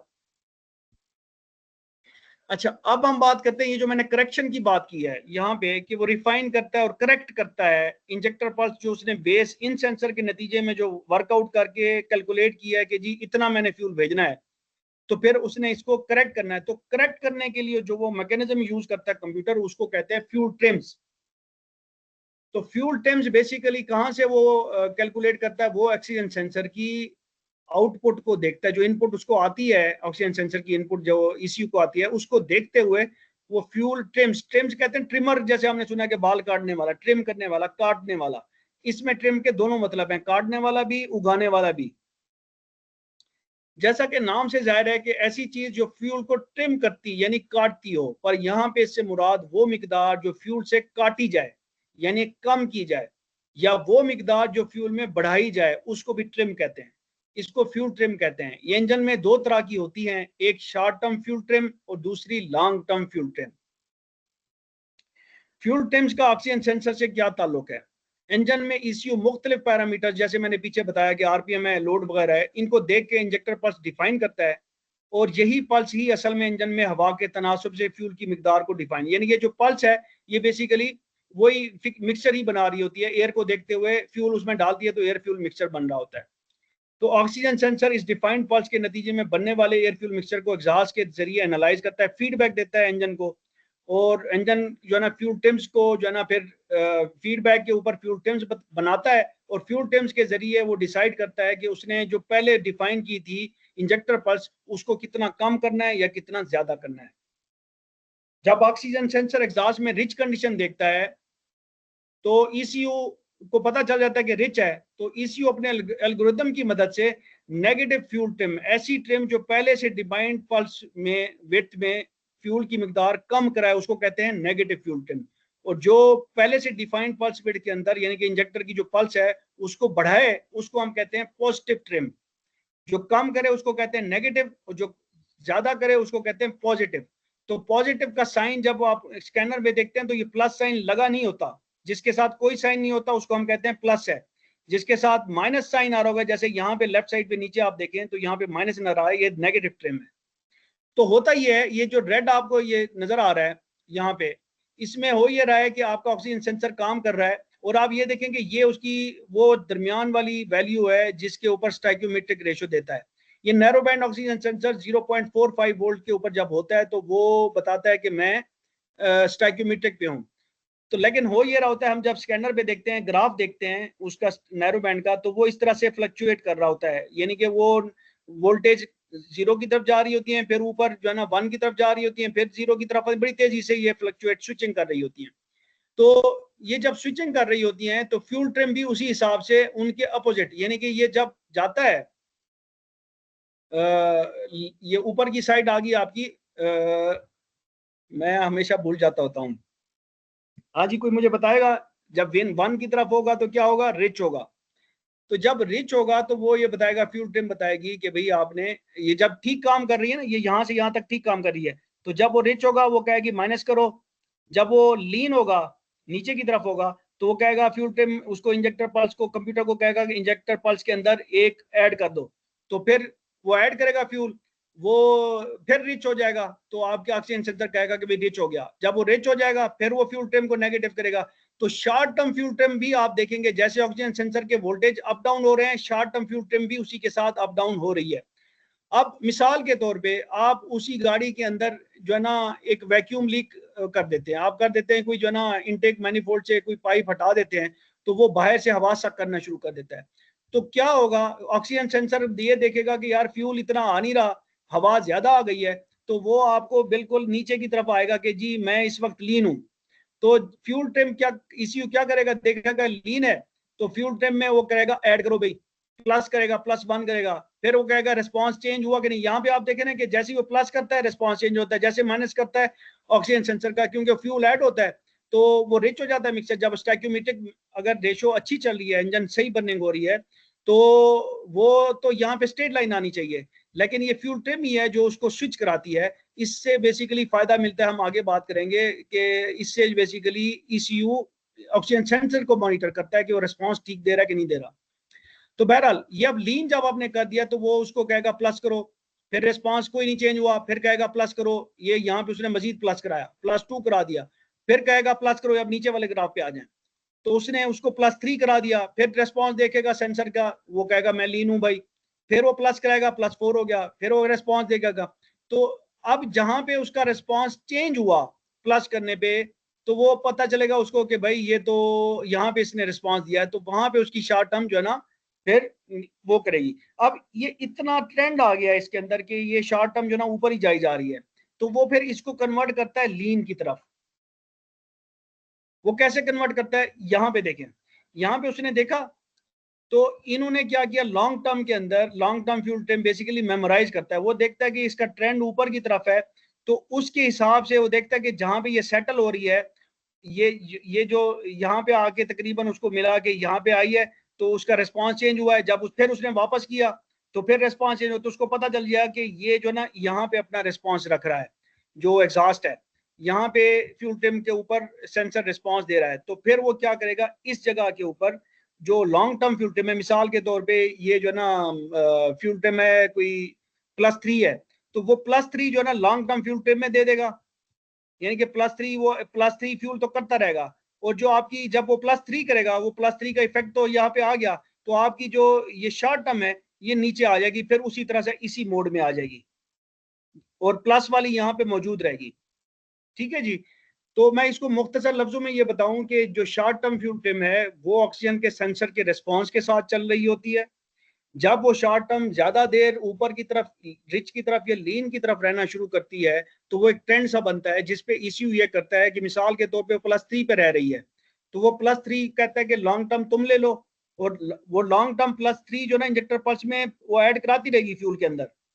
अब शॉर्ट टर्म जब वो ऐड हो गया, अब शॉर्ट टर्म फिर उसको होना चाहिए कि अप डाउन होना चाहिए, +1 या +1 2 या +3 या -3 +3 -3 में उसको जंप करता रहना चाहिए। अगर वो जंप एक ही तरफ थोड़ी देर ज्यादा करेगी तो फिर वो वाली फिगर जो है ना लॉन्ग टर्म में आ जाएगी और शॉर्ट टर्म फिर दोबारा जो है ना चेंज होती रहेगी। शॉर्ट टर्म डायरेक्ट ताल्लुक होता है उसका ऑक्सीजन सेंसर की आउटपुट के ऊपर, जो लॉन्ग टर्म है वो शॉर्ट टर्म के ट्रेंड के हिसाब से बनती है। तो जब भी हम जब एनालाइज करेंगे कि ये गाड़ी रिच चल रही है लीन चल रही है, तो हम शॉर्ट टर्म और लॉन्ग टर्म दोनों को टोटल लेके हम देखेंगे कि जी हमारी गाड़ी किस तरीके से चल रही है। तो अब यहाँ पे थोड़ा सा मैं ये बता दूं कि बेहतर होता है कि इंजन ट्यूनिंग या टैप एडजस्टमेंट वगैरह के बाद, अच्छा ये जो लॉन्ग टर्म है ना ये मेमोरी के अंदर होती है, चली जाती है। तो इसीलिए जब भी आप इंजन ट्यूनिंग करें या टैपेट्स करें तो ट्रिम्स को रीसेट कर लेना चाहिए। कुछ स्कैनर जो है ना ट्रिम्स को रीसेट करने की ऑप्शन देते हैं, जिनमें नहीं होती उनमें ईसीयू को जब आप रीसेट करते हैं तो ये लॉन्ग टर्म जो ट्रिम है ये रीसेट हो जाती है। ईसीयू इंजेक्टर पल्स की रिफायरमेंट इन दोनों ट्रिम्स के टोटल को देख के करता है। ठीक है जी, अब ये देखें ना, एक्चुअली तो वो यहां तक पहुंचा हुआ था, जब आपने उसकी जगह पे लॉन्ग को इधर कर दिया तो अब ये दोबारा वापस अपनी जगह पे आ गया, अप डाउन इस पे। तो टोटल बेसिकली क्या है उसका ट्रेंड, ये है उसका टोटल ये प्लस ये वाला। तो long term fuel term engine के ओवरऑल हालत का पता देती है, क्योंकि वो एक टाइम के बाद जो है ना बनती है, तो इस वजह से वो हालत का पता देती है कि माइलेज रिच है कि लिच है। खाली शॉर्ट टर्म को देख के आपको अंदाजा नहीं हो सकता कि गाड़ी रिच है कि लीन है, कुछ ना कुछ होता है उधर से अंदाजा, लेकिन मेन अंदाजा जो लॉन्ग टर्म फ्यूल टर्म को जब आप देखते हैं तो उससे पता चलता है। और इन ट्रिम्स को जब आप इस्तेमाल करते हैं एयर और फ्यूल डिलीवरी के मसाइल का किसी हद तक आप अंदाजा लगा सकते हैं। मैं यहाँ पे थोड़ा सा डिस्कस कर लेता हूँ कि अगर गाड़ी आइडल के ऊपर है और आपको वहां पे जो है ना गाड़ी के अंदर लीन जो है ना मिल रहा है, ओवरऑल जो फ्यूल ट्रिम है वो लीन मिल रही है, वो बता रही है कि वो प्लस फ्यूल ट्रिम दिखा रहा है 10 के हिसाब, मिसाल के तौर पे 12 +12 की फ्यूल ट्रिम मिल रही है आपको, और आप फिर 2500 आरपीएम पे जाते हैं तो +12 वाली या +1 पे आ जाती है या -2 या 3 पे चली जाती है, माइनस साइड पे चली जाती है। तो इसका मतलब ये होगा कि इस गाड़ी में बेसिकली आपका एयर लीकेज है आइडल आरपीएम के ऊपर। आइडल आरपीएम पे एयर लीकेज थी, जिसकी वजह से कंप्यूटर के अंदर अनमीटर्ड एयर जा रही थी इंजन के अंदर, जिसकी हिसाब से फ्यूल वो भेज नहीं रहा था। तो इस वजह से फ्यूल ट्रिम क्या बनी, आपकी फ्यूल ट्रिम बनी कि वो उसको प्लस कराए, फ्यूल को ऐड कराए, क्योंकि ऑक्सीजन सेंसर ने देखा कि ये तो लीन मिक्सचर आ रहा है। क्यों लीन मिक्सचर आ रहा है? क्योंकि अनमीटर्ड एयर जा रही थी, जिसको कंप्यूटर को पता ही नहीं चल रहा था, और एक्स्ट्रा एयर जा रही थी, जबकि कंप्यूटर कम एयर के हिसाब से फ्यूल भेज रहा था। तो ऑक्सीजन सेंसर ने उसको बता दिया कि भाईजान आपका जो मिक्सचर है वो लीन है, तो वो फ्यूल उसमें ऐड करा रहा होगा। तो आपको फ्यूल टाइम भी +12 में मिल रही है। जब आप 2500 आरपीएम पे जाएंगे और जब आप उस पे जाते हैं तो जो आइडल पे एयर लीक होती है ना, वो ऐसे ही होती है कि जैसे जो ना आइडल के ऊपर तो पता चलता है उस लीक का। जब आपका फ्लैपर खुलता है तो वो खुद ऑटोमेटिकली एक बड़ी लीक बन जाती है। तो वो मैयर हो रही है, तो वो जो फ्लैपर खुले के साथ हवा जितनी ज्यादा जा रही होती है उसमें वो जो लीक होती है वो ऐसे ही होती है जैसे समंदर के अंदर ना एक छोटी सी आप नदी छोड़ दें, तो उसका कोई इफेक्ट नहीं होता। तो जो बड़ी हवा के साथ जो फ्यूल जाना होता है, कंप्यूटर उसके हिसाब से फ्यूल भेज रहा होता है, तो आपकी ट्रिम फिर नॉर्मल बिहेव करना शुरू कर देती है 2500 आरपीएम पे। तो इस तरह से आप कंक्लूड कर सकते हैं कि भाई ये जो है ना जो फ्यूल ट्रिम +12 हुई हुई है, ये टू लीन सिस्टम का कोड आया हुआ है, ये बेसिकली एयर लीक की वजह से आया हुआ है। इसी तरह से अगर वो आइडल पे तो +12 है और आप ऊपर ले जाते हैं 2500 आरपीएम पे, तो फिर भी वो +12 या +10 तक ही रहती है या मजीद बढ़ जाती है, प्लस हो जाती है। यानी कि वो फिर कहते हैं कि मजीद मेरे पास फ्यूल कम है, अभी भी उतना ही कम है या उससे ज्यादा कम हो गया है फ्यूल। तो इसका मतलब ये है कि फ्यूल स्टारवेशन है, फ्यूल की कमी का है, कि फ्यूल जो है ना वो उसको पूरा नहीं कर रहा एयर मिक्सचर फ्यूल मिक्सचर को। तो इसका मतलब है फिर मुझे किस तरफ को जाना चाहिए डायग्नोसिस के अंदर, मुझे फ्यूल देखना चाहिए। आई होप इस चीज की समझ आ गई होगी आपको। जी सर, क्लियर है। तो इससे आप ये पता चला सकते हैं कि आपको जाना किस तरफ चाहिए, फ्यूल डिलीवरी के मसाइल की तरफ जाना चाहिए या आपको एयर डिलीवरी की तरफ जाना चाहिए। बेसिकली फ्यूल ट्रिम्स जो है ना अच्छे तरीके से आपको अंदाजा करा देती है।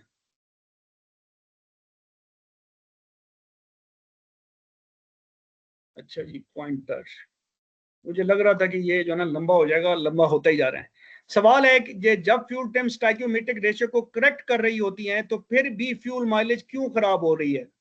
ये करेक्ट कर रही है ना, कि उसने देखा कि ये जनाब ये तो लीन की तरफ जा रहा है, तो वो बता रहा है कि जी ऐड करो, और वो फ्यूल ऐड भी कर रहा है, उसके बावजूद फ्यूल माइलेज क्यों खराब होती है?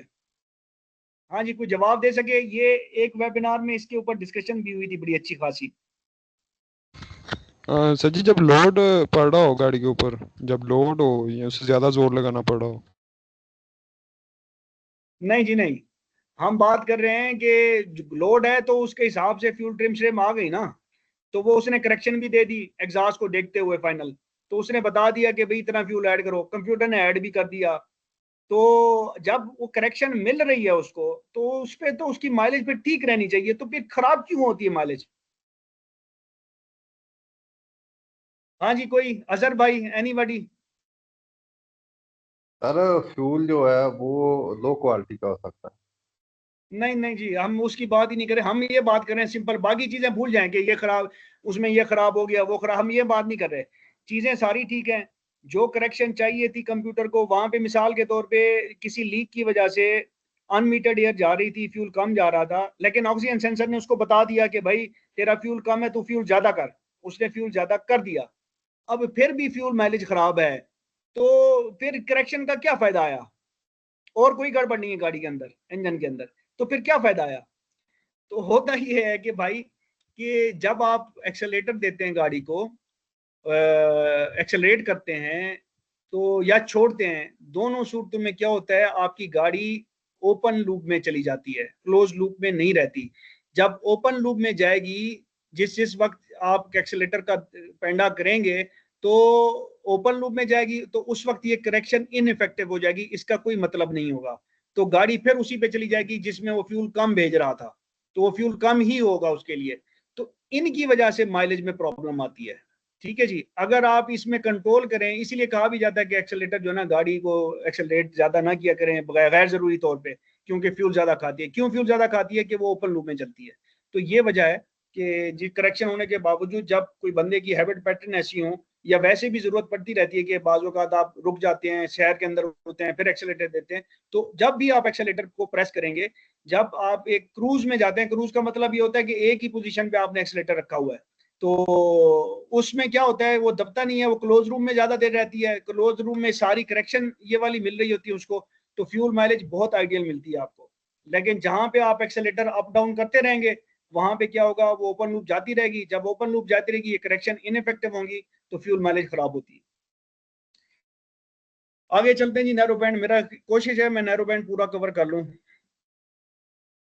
ये वो रीकैप है जिसमें हमने बात की थी, मैं इसको पढ़ता नहीं हूँ, सिंपल यही है कि नैरो बैंड उसकी पट्टी छोटी होती है, और लैम्डा 1 हो तो आइडियल स्टोइकियोमेट्रिक रेशियो होती है, 14.7 हो तो स्टोइकियोमेट्रिक रेशियो होती है, 1 से अगर पूरा आगे बढ़ेगा तो लीन होती है, नीचे होगा तो रिच होती है। ठीक है जी, 1 से नीचे हो, लैम्डा नीचे हो तो रिच होती है।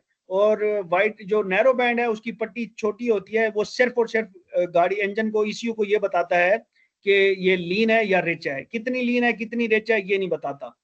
अच्छा, यहाँ पे मैं कई दफा लोगों को कन्फ्यूजन होती है कि ईसीयू और ईसीएम में फर्क क्या है। तो हर कंप्यूटर जो गाड़ी में किसी भी सिस्टम का कंप्यूटर लगा हुआ है वो ईसीयू कहलाता है। जो इंजन मॉड्यूल है उसको हम, उस ईसीयू को ईसीएम कहते हैं, या बाज़ औक़ात कुछ गाड़ियों में पीसीएम भी कहा जाता है, तो पावर कंट्रोल मॉड्यूल। तो बेसिकली जिसमें ऑटोमेटिक ट्रांसमिशन और इंजन दोनों एक ही मॉड्यूल में हो, उसको पीसीएम कहते हैं। अदरवाइज सिर्फ इंजन मॉड्यूल हो, इंजन मैनेजमेंट हो, तो उसको ईसीएम कहते हैं। अच्छा, ये भी हम बात मेरे ख्याल में पहले कर चुके हुए हैं कि छोटी रेंज वाला है, रिच लीन होना बताता है, और नई और पुरानी तमाम गाड़ियों में कैटालिटिक कन्वर्टर से नीचे वाला जो सेंसर है वो डाउन स्ट्रीम जो है वो हमेशा नैरो बैंड है, और नई गाड़ियों में ऊपर वाला वाइड बैंड आ गया है। लेमडा वैल्यूज मैंने जैसे बताया है कि ये नैरो बैंड की जो लेमडा लिमिट्स हैं वो 1 से लेके 1.01 तक डिटेक्ट कर सकता है, और 0.9 से 1 तक रिच वाली साइड पे डिटेक्ट कर सकता है। इसी वजह से वो कितना रिच है कितना लीन है नहीं बता सकता। अच्छा, ये सेंसर की अंदर की कंस्ट्रक्शन है, ये भले नैरो हो या वाइड हो, ऑन अ ब्रॉडर अगर हम पर्सपेक्टिव में कहें तो यही शेप होती है। ये बेसिकली जरकोनिया का सिरामिक की, इसको हम फिंगर कह सकते हैं, फिंगर है, ये अंदर से हालो होती है, इसकी इसी के अंदर हीटर भी अंदर तक चला जाता है, और इसी के अंदर जो है ना यहाँ पे जो नैरो बैंड होता है, अक्सर में आपको पीछे अगर जब जहाँ पे वायर लग रही होती है वहां पे बाकायदा आपको एक सुराख नजर आएगा। उस सुराख से इन्वायरमेंट की जो ऑक्सीजन है वो यहाँ से जाते हुए इसके अंदर मौजूद हो जाती है। जो एग्जॉस्ट जब गुजर रही होती है बाहर से वो यहाँ पे मौजूद हो जाती है। तो जब वो गर्म होता है तो जो यहाँ पे मौजूद होती है वो यहाँ पे आयन बनते हैं उसके, और वो इस तरह से एक उसके ऊपर वायर के ऊपर चले जाते हैं और वो एक तरह का वोल्टेज पोटेंशियल उस वायर पे आ जाता है। जो अंदर 21% ऑक्सीजन होती है वो आयनाइज होती है और वो अंदर की तरफ जो इलेक्ट्रोड लगा होता है उसके ऊपर आयोनाइज हो जाती है, और दूसरी वायर के ऊपर भी, वायर कह लें या जिस पे भी कह लें, तो उसके ऊपर भी एक वोल्टेज पोटेंशियल पैदा हो जाता है। एक में वोल्टेज पोटेंशियल ज्यादा होता है, एक में कम होता है। तो इन दोनों का जो डिफरेंस है वो बेसिकली जो है ना आपको मल्टीमीटर पे नजर आता है या ईसीयू पे नजर आता है। तो यहाँ पे अगर आप ये जो नैरो बैंड है इसकी जो सेंसर की जो वायरें हैं, अगर गाड़ी रनिंग में हो, ये अपना काम शुरू कर चुका हो, तो इसकी अगर आप ग्रिप उतार भी दें और इस साइड पे मल्टीमीटर को मिली वोल्ट पे सिलेक्ट करके रखें तो आपको मल्टीमीटर पे वोल्ट नजर आएंगे, जो कि क्लियर प्रूफ होगा कि ये सेंसर खुद वोल्टेज पैदा कर रहा है। ठीक है जी। और हीटर इस साइड के अंदर लगा होता है। जो सिंगल बैंड होता है उसमें क्या होता है कि वायर एक होती है, वो एक वायर बेसिकली अंदर वाले जो इलेक्ट्रोड जो अंदर वाला होता है उसके साथ कनेक्टेड होती है। जो बाहर वाला इलेक्ट्रोड है वो बेसिकली इसकी बॉडी बन जाती है और वो इंजन की बॉडी के साथ ग्राउंड हो जाता है, तो जीरो का रेफरेंस मिल जाता है। जो पोटेंशियल इधर पैदा होता है उसको आप बॉडी ग्राउंड के साथ जो है ना डिफरेंस में देते हैं। मल्टीमीटर जब हम वोल्ट कहते हैं ना कि जी 12 वोल्ट है, वो बेसिकली 2 पॉइंट्स का वोल्टेज पोटेंशियल का डिफरेंस होता है कि जी इस पे इतना है, इस पे इतना है। तो ग्राउंड पे जनरली हम कहते हैं 0 है और दूसरी साइड पे 12.6 है, तो आपको 12.6 मिल रहा है। अगर इसकी इस वायर पे 0.1 हो और इस पे 1.1 हो, तो जब मल्टीमीटर रखेंगे तो आपको 1 नजर आएगा, क्योंकि इन दोनों का वो डिफरेंस देख के बताता है। ठीक है जी। प्रोटीन इलेक्ट्रोड्स को जर्कोनिया सिरेमिक फिंगर के अंदर और दूसरा बाहर की तरफ होता है। इसके साथ 3 और 4 वायर वाले नैरो बैंड सेंसर के बीच में एक हीटर भी होता है। 1 और 2 में हीटर नहीं होता, 1 वायर 2 वायर में आगे हम देखते हैं। जो 3 और 4 वाला होता है, जैसे मैंने बता रहा था कि ये हीटर अंदर तक जा रहा है, हीटर एलिमेंट। ये सेंसर अपनी जरूरत के टेम्परेचर को जल्द से जल्द पहुंच के ईसीयू को फीडबैक दे सकता है। क्यों सेंसर लगाते हैं? ताकि सेंसर का जो मैंने बताया है कि ये नैरो बैंड 300 से 400 डिग्री चार्ली की रेंज में ऑपरेट करता है, डी आयोनाइजेशन वाला प्रोसेस करता है। तो वो एग्जॉस्ट इसको गर्म करती है, एग्जॉस्ट चूंकि गर्म होती है वो टाइम लगा देती है। अगर इसका हीटर जब लगाते, हीटर वाला सेंसर होता है तो वो हार्डली 2-1 मिनट के अंदर अंदर जो है ना आपका सिस्टम क्लोज लूप में चला जाता है। अगर 1 और 2 वायर वाला हो जिसके अंदर हीटर नहीं है तो उसको 6 से 8 मिनट लग जाते हैं इसको 300 से 400 डिग्री चार्ली में पहुंचने में। यहाँ पे ये बात भी आगे मैंने लिखा हुआ भी है, ये बात भी यहाँ पे प्रूफ हो जाती है कि अगर आपका नैरो बैंड 4 वायर वाला या 3 वायर वाला उसका हीटर खराब हो जाए तो सेंसर खराब नहीं होता। नैरो बैंड के केस में सेंसर खराब नहीं होता, वो इस्तेमाल के काबिल होता है। उसमें सिर्फ ये होगा कि वो गाड़ी जिसने क्लोज लूप में 2 मिनट में आना था वो 8 मिनट में आएगी। तो जितनी देर ओपन लूप चलेगी उतनी देर फ्यूल ज्यादा कंज्यूम करेगी।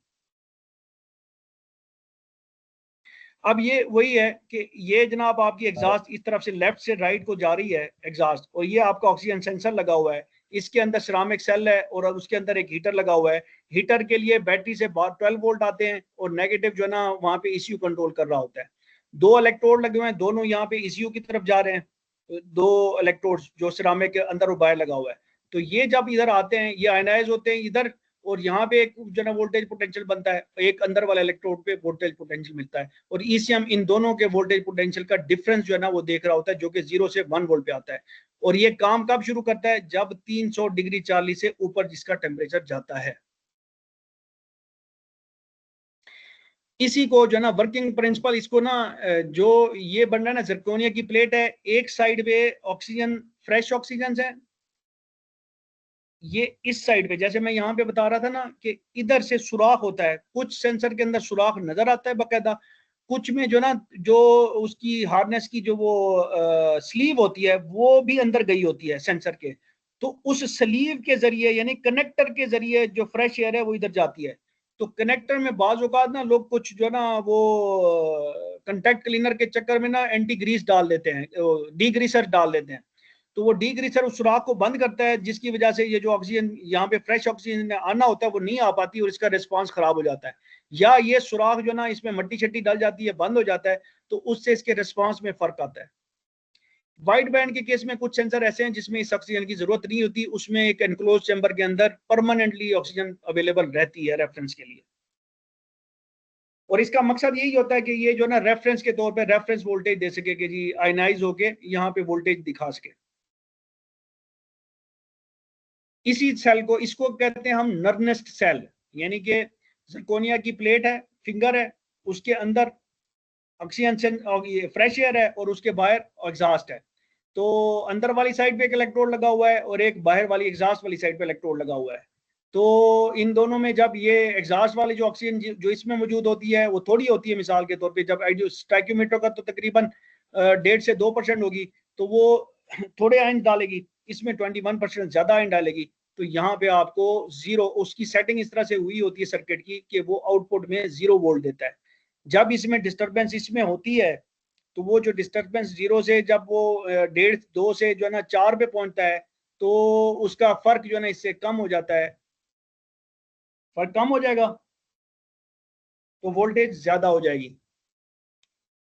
मैं, कोई बंदा मुझे थोड़ा सा करेक्ट करेगा? हेलो जी जी सर। सवाल पूछ रहा था।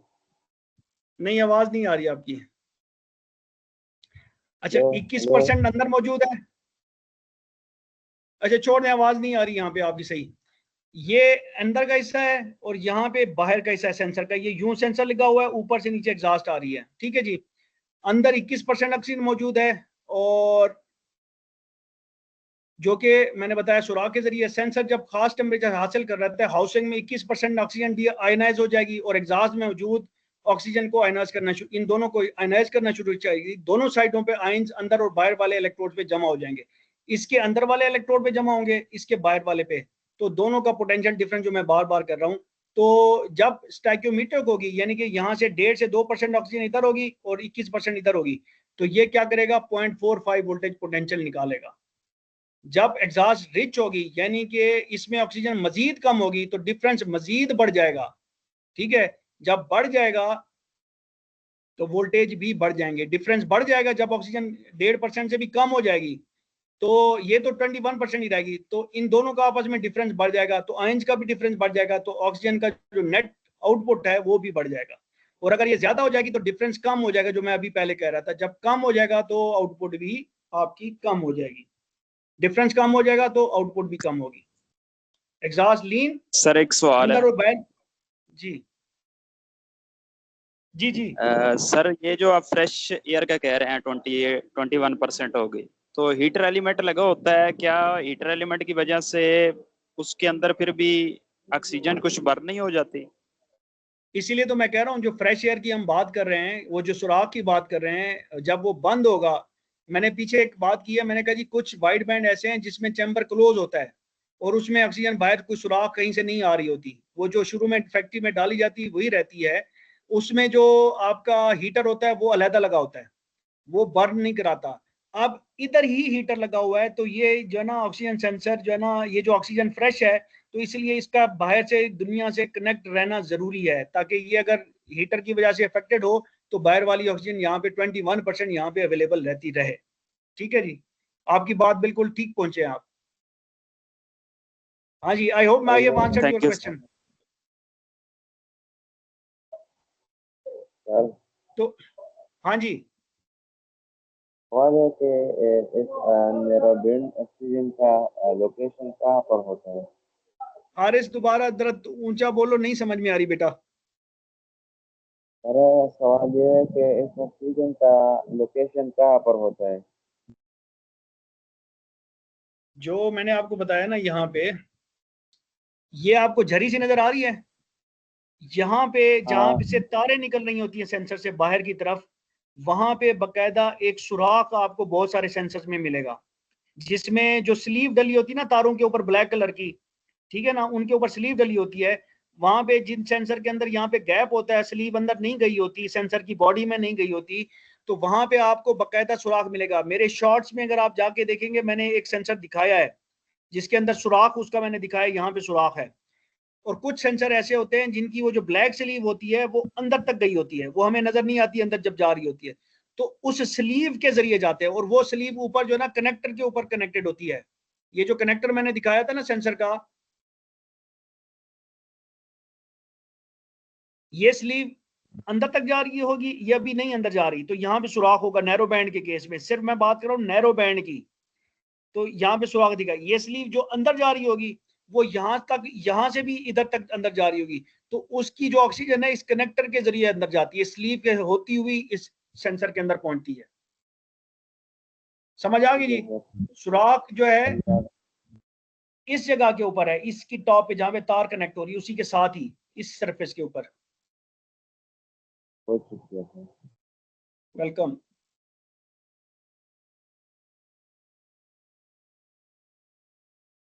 अच्छा, इसको जब हम कहते हैं ना जर्कोनिया की एक साइड पे रेफरेंस एयर और इसकी साइड पे गैस, ये बेसिकली इसको हम नाम देते हैं नर्नेस्ट सेल। ये बेसिकली बेख्याल में किसी बंदे के नाम पे जिसने ये दरियाफ्त किया था। ये वो रेफरेंस एयर, ये हीटर दिखा रहा है, ये रेफरेंस एयर यहाँ पे पहुंची हुई है इसके इर्द गिर्द, ये सिरामिक है, और यहाँ पे एग्जॉस्ट इधर बाहर की तरफ पहुंची हुई है। तो जो नर्नेस्ट सेल बेसिकली वही है, उसने वही काम करना है जो मैं बता रहा था कि ऑक्सीजन की जो आयनाइजेशन कंसंट्रेशन होती है अंदर ज्यादा होती है, बाहर जो फर्क पड़ता है, अंदर सेम ही रहती है हमेशा, बाहर जो फर्क पड़ता है कम या ज्यादा होने से, उसी की वजह से वोल्टेज पोटेंशियल के अंदर फर्क पड़ता है, और आपका सिग्नल जो है ना वो 0.1 से 0.9 के बीच में फ्लक्चुएट करता है। और फ्लक्चुएट क्यों करता है वो मैंने आपको बता दिया है। वो बेसिकली कंप्यूटर उसको जानबूझ के फ्लक्चुएट करा रहा होता है ताकि उसको पता चले, एक तो ये कि ये काम कैसे कर रहा है, ठीक कर रहा है कि नहीं कर रहा, दूसरा ये वो फ्यूल ट्रिम्स के जरिए उसको अंदाजा हो। फ्यूल ट्रिम्स जब उसकी डिफाइन होती जाती है, लॉन्ग टर्म बनती जाती है, तो बेसिकली उसको ये पता चल जाता है कि ये इंजन इतना रिच या इतना लीन चल रहा है। लिमिटेशन छोटी रेंज को मापता है, ठीक है, इससे आपको रिच या लीन का पता चलता है, लेकिन कंप्यूटर फ्यूल ट्रिम्स को इस्तेमाल करते हुए अंदाजा कर लेता है कि कितना रिच है कितना लीन है, लेकिन इसमें उसको टाइम लगता है। वाइड बैंड के केस में टाइम कोई नहीं लगता। और ईसीएम ये वही चीज है जो मैंने पहले बता चुका हूं। आगे चलते हैं जी। अच्छा, ऑसिलेशन या स्विचिंग का मैकेनिज्म, वो भी बेसिकली जो मैंने बताया है स्विचिंग का मैकेनिज्म, वो एक तो ये उसने मॉनिटर करना होता है सेंसर को, कि सेंसर वो स्विच फ्यूल टेम को जानबूझ के पॉजिटिव करता है ताकि वो इंजेक्टर की फ्यूल पल्स बढ़े, और तक जब बढ़े, अगर वो लीन चल रहा था तो वो लीन से थोड़ा सा इंप्रूव होगा या रिच की तरफ जाएगा, तो वो फिर मिक्सचर को जब वो हर उसके ऊपर भी प्लस करने के ऊपर वो क्या कहते हैं रिच हो जाता है, माइनस करने के ऊपर लीन हो जाता है, तो उसको पता चल जाता है मैं स्टैक्योमेट्रिक रेशो पे हूं और मेरा सेंसर ठीक काम कर रहा है। तो ये वही है, सेगमेंट 1 में ये चीज दिखाई गई है कि जब एक स्टैक्योमेट्रिक रेशो है तो तब भी ये सेंसर आपको ये फ्लक्चुएट करता हुआ नजर आएगा, यानी कि 0 की तरफ जाएगा 1 की तरफ जाएगा, 0 की तरफ जाएगा 1। क्यों जाएगा? क्योंकि उसको ईसीयू छेड़ाखानी कर रहा होता है। ये जो उसकी साइनोसाइडल वेव बनती है अप डाउन वाली, ये सेंसर का अपना बिहेवियर नहीं है, ये बेसिकली एसीएम उसको छेड़ कर रहा होता है। वो इंजेक्टर पल्स को कम करता है बढ़ाता है, कम करता है बढ़ाता है फ्यूल टर्म्स की मद में, ताकि वो देखे कि जी मेरे कम करने और बढ़ाने पे फ्यूल ऑक्सीजन सेंसर उसी तरह रिस्पॉन्स कर रहा है, तो फिर उसको पता चल रहा है कि हाँ मैं स्टैक्योमेट्रिक रेशियो पे हूँ। अगर वो नहीं करा तो उसको अंदाजा हो जाता है कि ये स्टैक्योमेट्रिक रेशियो पे नहीं है, अब अगर मैं इसको बढ़ाया है तो इसको मैं मजीद बढ़ाऊं फिर देखूं, फिर मजीद बढ़ाऊं फिर देखूं, तो इस तरह से होता है जी। इन चीजों को हम डिस्कस कर चुके हैं। तो ये जो ऑसिलेशन नजर आती है आपको, अप डाउन नजर आती है सेंसर की आउटपुट, वो बेसिकली सेंसर का बिहेवियर नहीं है, बल्कि वो ईसीएम जानबूझ के उसको कराता है। ये वही चीज है। और आगे हम चलते हैं इसी मैकेनिज्म से ईसीयू फील्ड ट्रिम्स की वैल्यूज को, लॉन्ग टर्म ट्रिम को, ये हम पहले डिस्कस कर चुके हैं, लेकिन मैंने अभी इसको इसके अंदर दोबारा कवर किया हुआ है। मेरे पास 6 बजे नमाज है, जिन दोस्तों के पास नमाज का टाइम हुआ चाहता है वो प्लीज इसको डिसकंटिन्यू करें। इसकी रीडिंग उसमें अवेलेबल होगी, वीडियो अपलोड करूंगा मैं, और इंशाल्लाह उसको देख लीजिएगा, नमाज को मत डिस्टर्ब करें। मेरे पास 6 बजे है तो मैं थोड़ा, मेरे पास टाइम है, मैं इसको आगे बढ़ाऊंगा। हीटर का सेंसर की वर्किंग के साथ ताल्लुक, ये हीटर अंदर लगा हुआ है, ठीक है जी, ये सेंसर की टिप है, सिरामिक है। तो हीटर जब हीटर का काम ये है कि इसको जल्द से जल्द 300 से 400 डिग्री चार्ली पे लेके आना, क्योंकि एग्जॉस्ट जल्दी नहीं लेके आ सकता, उसको टाइम लगता है। तो अगर हीटर नैरो बैंड में खराब भी हो जाए तो एग्जॉस्ट थोड़ा ज्यादा टाइम लेगा, लेकिन इसको 300-400 डिग्री पे ले आएगा, जिसपे ये सेंसर काम करना शुरू कर देगा। स्कैनर पे डाटा की डिपिक्शन, स्कैनर पे जो है ना नैरो बैंड में लैम्डा जनरली नहीं दिखाया जाता है। ये जो लैम्डा दिखा रहा है ये वाइड बैंड का दिखा रहा है। यहाँ पे नैरो बैंड हमेशा हमें मिलती है जो उसकी oxygen HO2S HO2S basically oxygen sensor को कह रहा है, O2S है, ठीक है।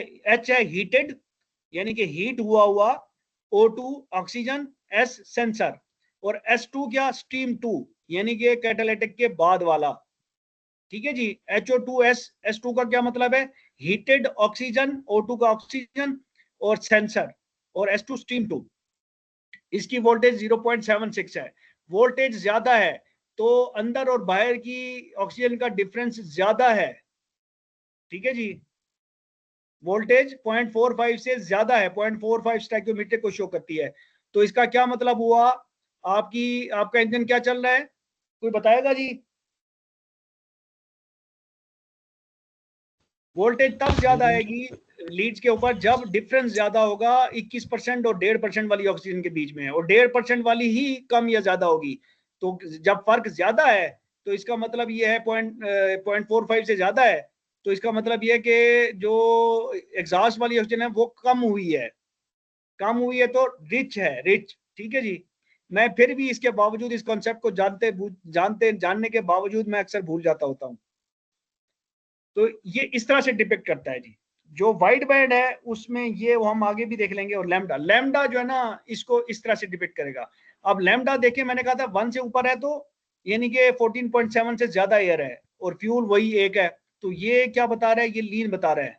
और ये क्या बता रहा है आपको, ये रिच बता रहा है। क्यों रिच बता रहा है, क्योंकि कैटालिटिक काम कर रहा है और ये जो एक्स्ट्रा एयर थी उसने खा ली है, और आपको जो कैटालिटिक के बाद वाला सेंसर है वो आपको रिच आउटपुट दे रहा है, क्योंकि उसको जो एग्जॉस्ट में ऑक्सीजन मिल रही है वो काफी कम मिल रही है। तो इसका मतलब क्या हुआ, ये लीन है, ये रिच है, तो इसका मतलब क्या हुआ, कैटालिटिक की एफिशिएंसी क्या है, बेहतरीन है। कोई सवाल यहां पे जी, आगे।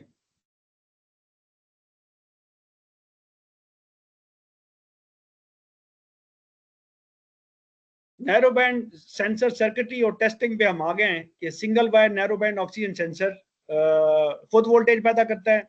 अब ये सिंगल वायर है, इसने क्या करना है, जब ये गर्म होगा, इसको 8-10 मिनट लगेंगे, तो अगर आप ये ग्रिप उतार दें यहाँ पे तो फिर आप क्या करेंगे, आप ये करेंगे जनाब, ये मैं आगे बात करता हूँ मिलके। एक वायर इसमें हीटर नहीं है, यही वायर सेंसर सिग्नल की लाइन है, यहाँ पे सिर्फ इंट्रोडक्शन है। और जो दूसरा उसने रेफरेंस लेता है वो बेसिकली जो बॉडी के साथ कनेक्टेड है इंजन की, तो वो बॉडी का ग्राउंड ले रहा है, यानी कि ये 0 पे पड़ा हुआ है, इसका पोटेंशियल ज्यादा होगा। तो इन दोनों को जब आप आपस में मल्टीमीटर रखेंगे, एक यहाँ पे और एक यहाँ पे, तो आपको कुछ ना कुछ वोल्टेज मिलेंगे, सेंसर प्रोड्यूस कर रहा होगा।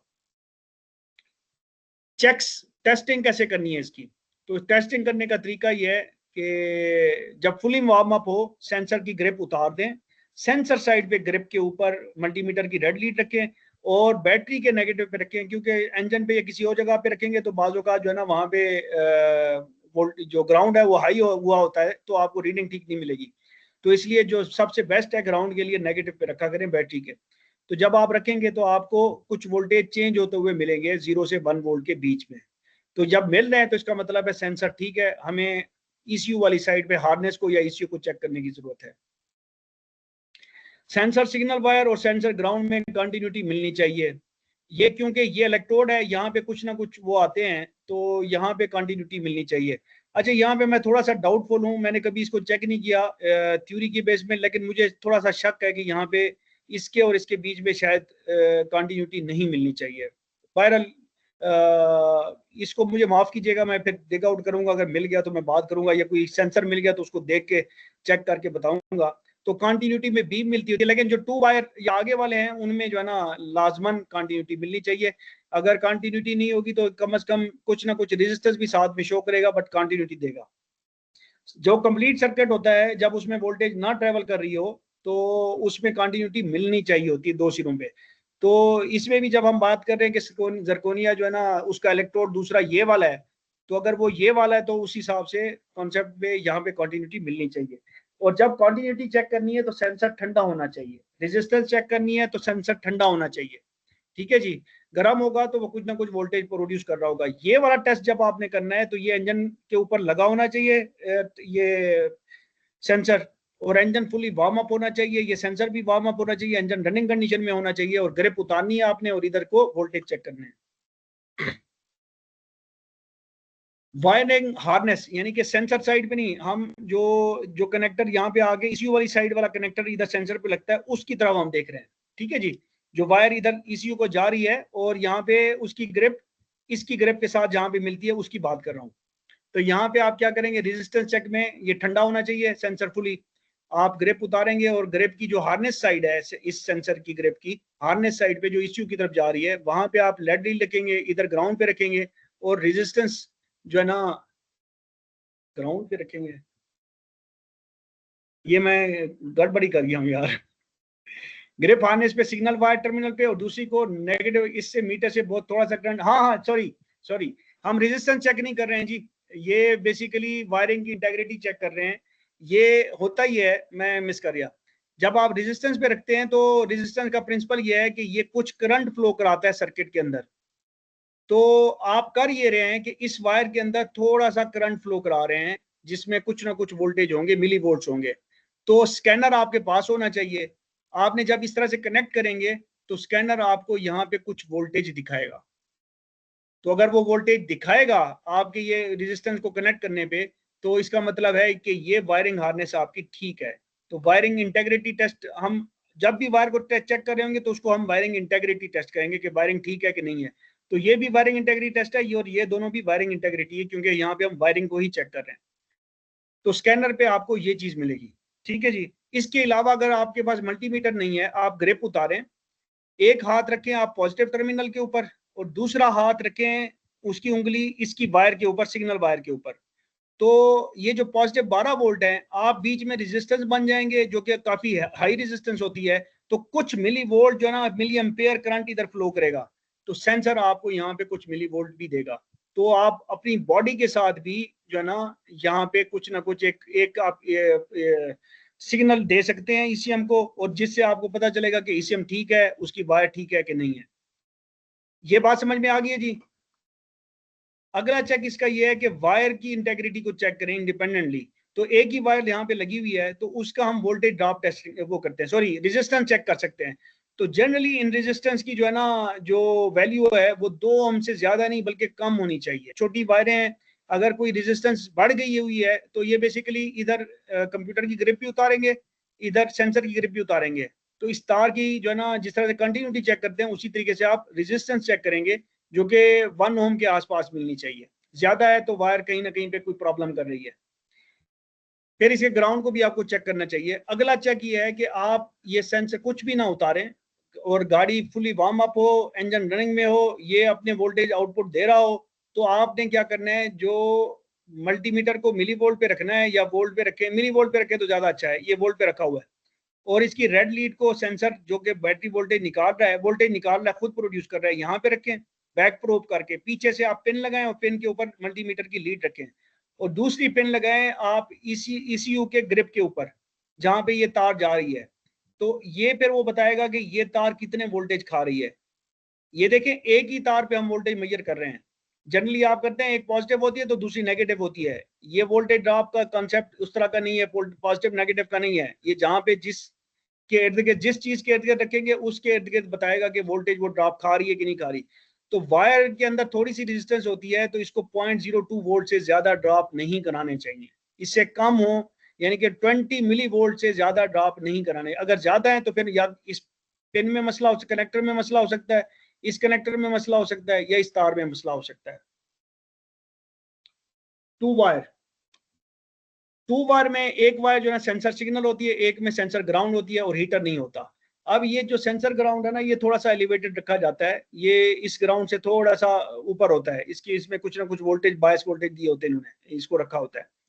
तो और ये बड़ा सोफिस्टिकेटेड अच्छा ग्राउंड होता है। और इसमें क्या करते हैं आप, उसी तरह से गर्म गाड़ी, गर्म इंजन के साथ ये सेंसर लगा हुआ है इंजन के अंदर, और आपने ग्रिप खोली और सेंसर साइड के ऊपर आप वोल्टेज मेजर करें दोनों वायरों की गिर, तो आपको ये फ्लक्चुएट होते हुए मिलेंगे, चेंज होते हुए मिलेंगे, तेजी से नहीं मिलेंगे कि मल्टीमीटर जो है ना इतना तेज रिस्पॉन्स नहीं करता। और जब आप रेजिस्टेंस करेंगे तो आपको बीप साउंड देगी, और बीप साउंड के साथ हो सकता है थोड़ी सी रेजिस्टेंस भी शो करे, लेकिन रेजिस्टेंस होगी कुछ ना कुछ उसकी, बट आपको ये बीप साउंड देना चाहिए जो ठीक सेंसर होगा। और ये चेक जो है ना ठंडी गाड़ी पे करना है, कंटिन्यूटी या रेजिस्टेंस ठंडी गाड़ी के ऊपर, वोल्टेज जो है ना मेजर करने हैं तो गर्म गाड़ी के ऊपर, चलती गाड़ी पे। अगेन उसी तरह से यहाँ पे आप इन दोनों वायरों पे, पहले तो यहाँ पे वो ग्राउंड इधर था, अब इधर ही है ग्राउंड, तो इन दोनों पे मल्टीमीटर को रखें वायरों को, और इसको जो है ना रेजिस्टेंस पे सिलेक्ट करें तो कुछ करंट यहाँ पे फ्लो करेगा, और स्कैनर पे आप देखें तो आपको कुछ ना कुछ वोल्टेज नजर आएंगे।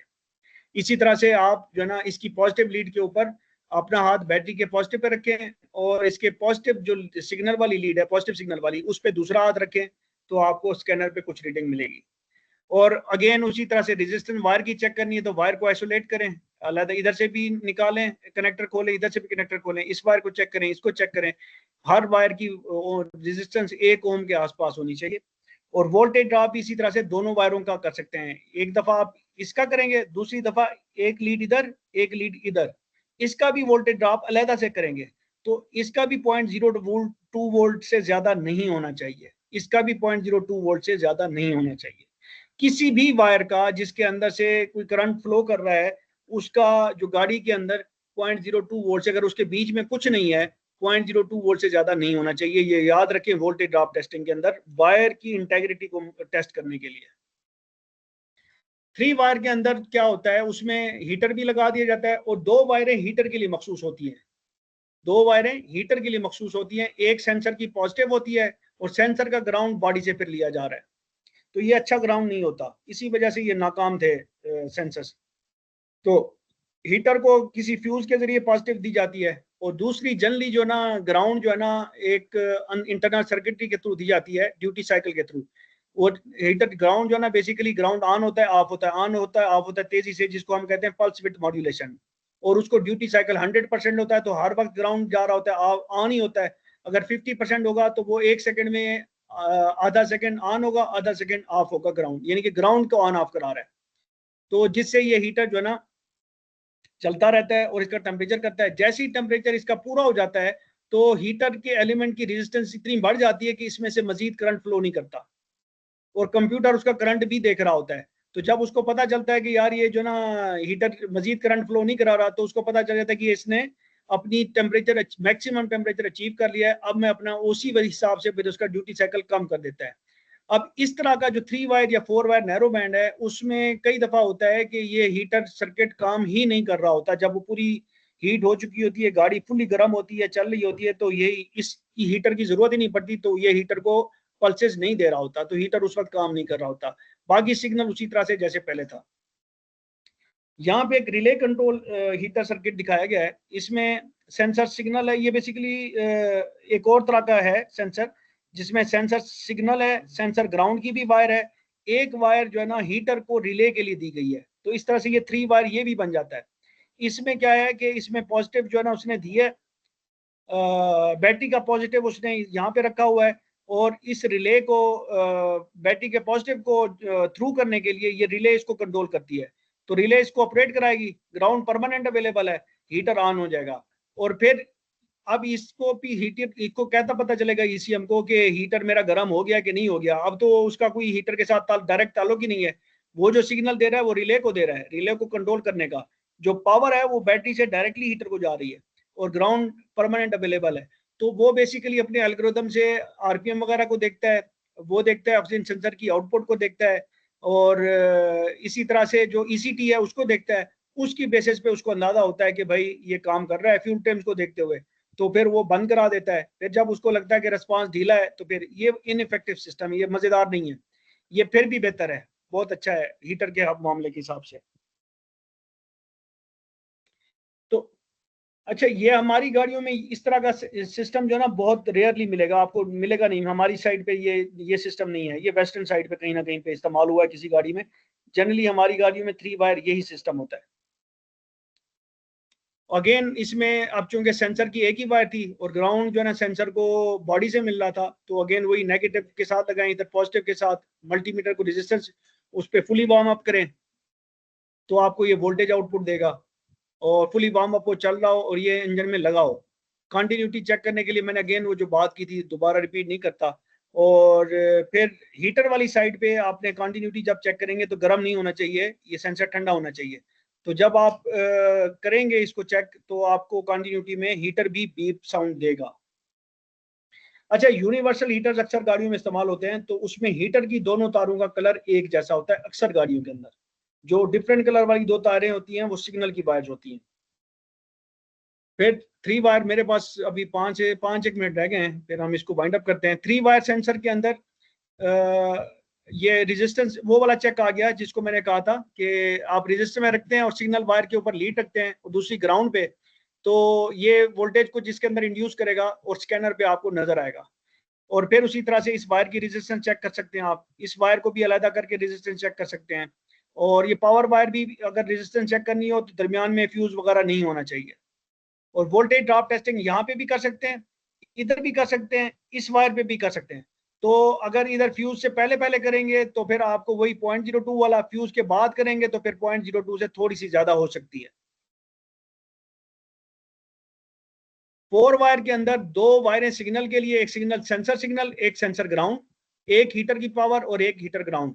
अब ये चीज हमने सेंसर सिग्नल 2 वायर जो देखा था वो यही था, और हीटर का सर्किट 3 वायर में यही था, सेम वही चीज है। ये 2 वायर वाली चीज है, ये हीटर वाली 3 वायर वाली चीज है। तो जब आप स्कीमेटिक में देखते हैं ना उसके अंदर डायग्राम के अंदर, तो आपको इस तरह से नजर आता है। तो इसको अगर आप देखें कि ये फ्यूज है, यहाँ पे स्विच है, ये रिले बेसिकली EFI रिले है। तो जैसे ही रिले बनेगी, ये स्विच बनेगा, तो फ्यूज से पावर जो है ना हीटर की इस साइड के ऊपर अवेलेबल हो जाएगी। और यहाँ पे आप देखें ECM के अंदर ट्रांजिस्टर और रजिस्टर लगा हुआ है, तो जब इसने ऑन कराना होगा तो ये ग्राउंड देगा और वो पल्सेस देगा, ग्राउंड को on off on off on off on off कराता रहेगा, तो हीटर उससे हीट अप होता रहेगा। और इसी से ही उसको पता चलता है कि हीटर अब हीट अप हो गया, तो मैंने पल्सेस कम करनी है या खत्म कर देनी है। ये ऑक्सीजन सेंसर का सिग्नल है और ये उसका ग्राउंड है। ठीक है जी। तो ये उस तरह से ये वही चीज है जो यहाँ पे मैंने दिखाई है। हीटर की पावर, ये वाली जो ये पावर उसको मिल रही है हीटर को, और हीटर का ग्राउंड इस सेंसर, ये आपको ट्रांजिस्टर की साइड पे। और ये 2 वायरें, ये वाली 2 वायरें हैं जो इधर से इधर पहुंच रही हैं सेंसिंग एलिमेंट के पास। ठीक है जी, इसकी वर्किंग हमें पता ही है बिल्कुल, और इसमें हमने काफी खासी बात कर ली है। और इसमें वही सेंसर सिग्नल को आपने इंजन में लगा हुआ है, फुली वार्म अप है, इंजन रनिंग में, आप ग्रिप उतारें, इसकी सेंसर की जो सिग्नल वाली वायर है डिफरेंट कलर वाली वहां पे लगाएं तो आपको वोल्टेज अप डाउन होते मिलेंगे। और कंटिन्यूटी चेक करेंगे तो आपको बीप साउंड मिलेगी, कुछ रेजिस्टेंस भी मिल सकती है। हीटर की कंटिन्यूटी चेक करेंगे तो कुछ ना कुछ बीप साउंड मिलेगी, और यूनिवर्सल हीटर में उसका सेम होता है। फिर उसी तरह से अगर आप ग्रिप उतार के हार्नेस साइड पे अगर आप जो ना मल्टीमीटर को रख के और यहाँ पे ग्राउंड और सेंसर वायर के ऊपर, तो आप होम पे करेंगे तो यहाँ पे आपको स्कैनर पे रीडिंग मिलेगी। या बैटरी पे पॉजिटिव टर्मिनल पे एक हाथ रखें, दूसरे हाथ से सेंसर सिग्नल पे हाथ रखें तो स्कैनर पे रीडिंग मिलेगी। ये उसका रेजिस्टेंस है, हर तार को अलग आइसोलेट करना है, रेजिस्टेंस चेक करनी है तार की जो कि 1 ओम से ज्यादा नहीं होनी चाहिए। और वोल्टेज ड्रॉप उसी तरह से, ग्रिप लगी होनी चाहिए, गाड़ी रनिंग में होनी चाहिए, फुली वार्म अप होनी चाहिए, सेंसर काम कर रहा हो। और फिर आप इनकी वोल्टेज सिग्नल सिस्टम का चेक करें, इस वायर का भी, ग्राउंड वाली वायर का भी। इस वाला हीटर की ग्राउंड वायर का चेक करना मुश्किल होगा क्योंकि वहां पे पल्सेस आ रही होती हैं, तो मल्टीमीटर इतनी तेज पल्सेस को पकड़ नहीं सकता, तो यहाँ पे आपको थोड़ा सा मसला होगा। तो इसको आप बेहतर है कि सिर्फ रेजिस्टेंस चेक से, यानी कि ये ग्रिप भी उतारें, ये भी उतारें और इसकी वायर की रेजिस्टेंस चेक कर लें। तो ये हो गया जनाब आपका नैरो बैंड सेंसर कंप्लीट। और मेरे ख्याल में अभी हम इसको वाइंड अप करते हैं, फिर किसी दिन हम मिलेंगे जिस पे हम वाइड बैंड ऑक्सीजन सेंसर के ऊपर डिटेल में बात करेंगे। आई होप के जी जो मैंने बात की है उससे आपको कोई फायदा होता है इंशाल्लाह, और आप उससे कुछ सीखते हैं। ये वाइड बैंड की कुछ स्लाइड्स हैं जो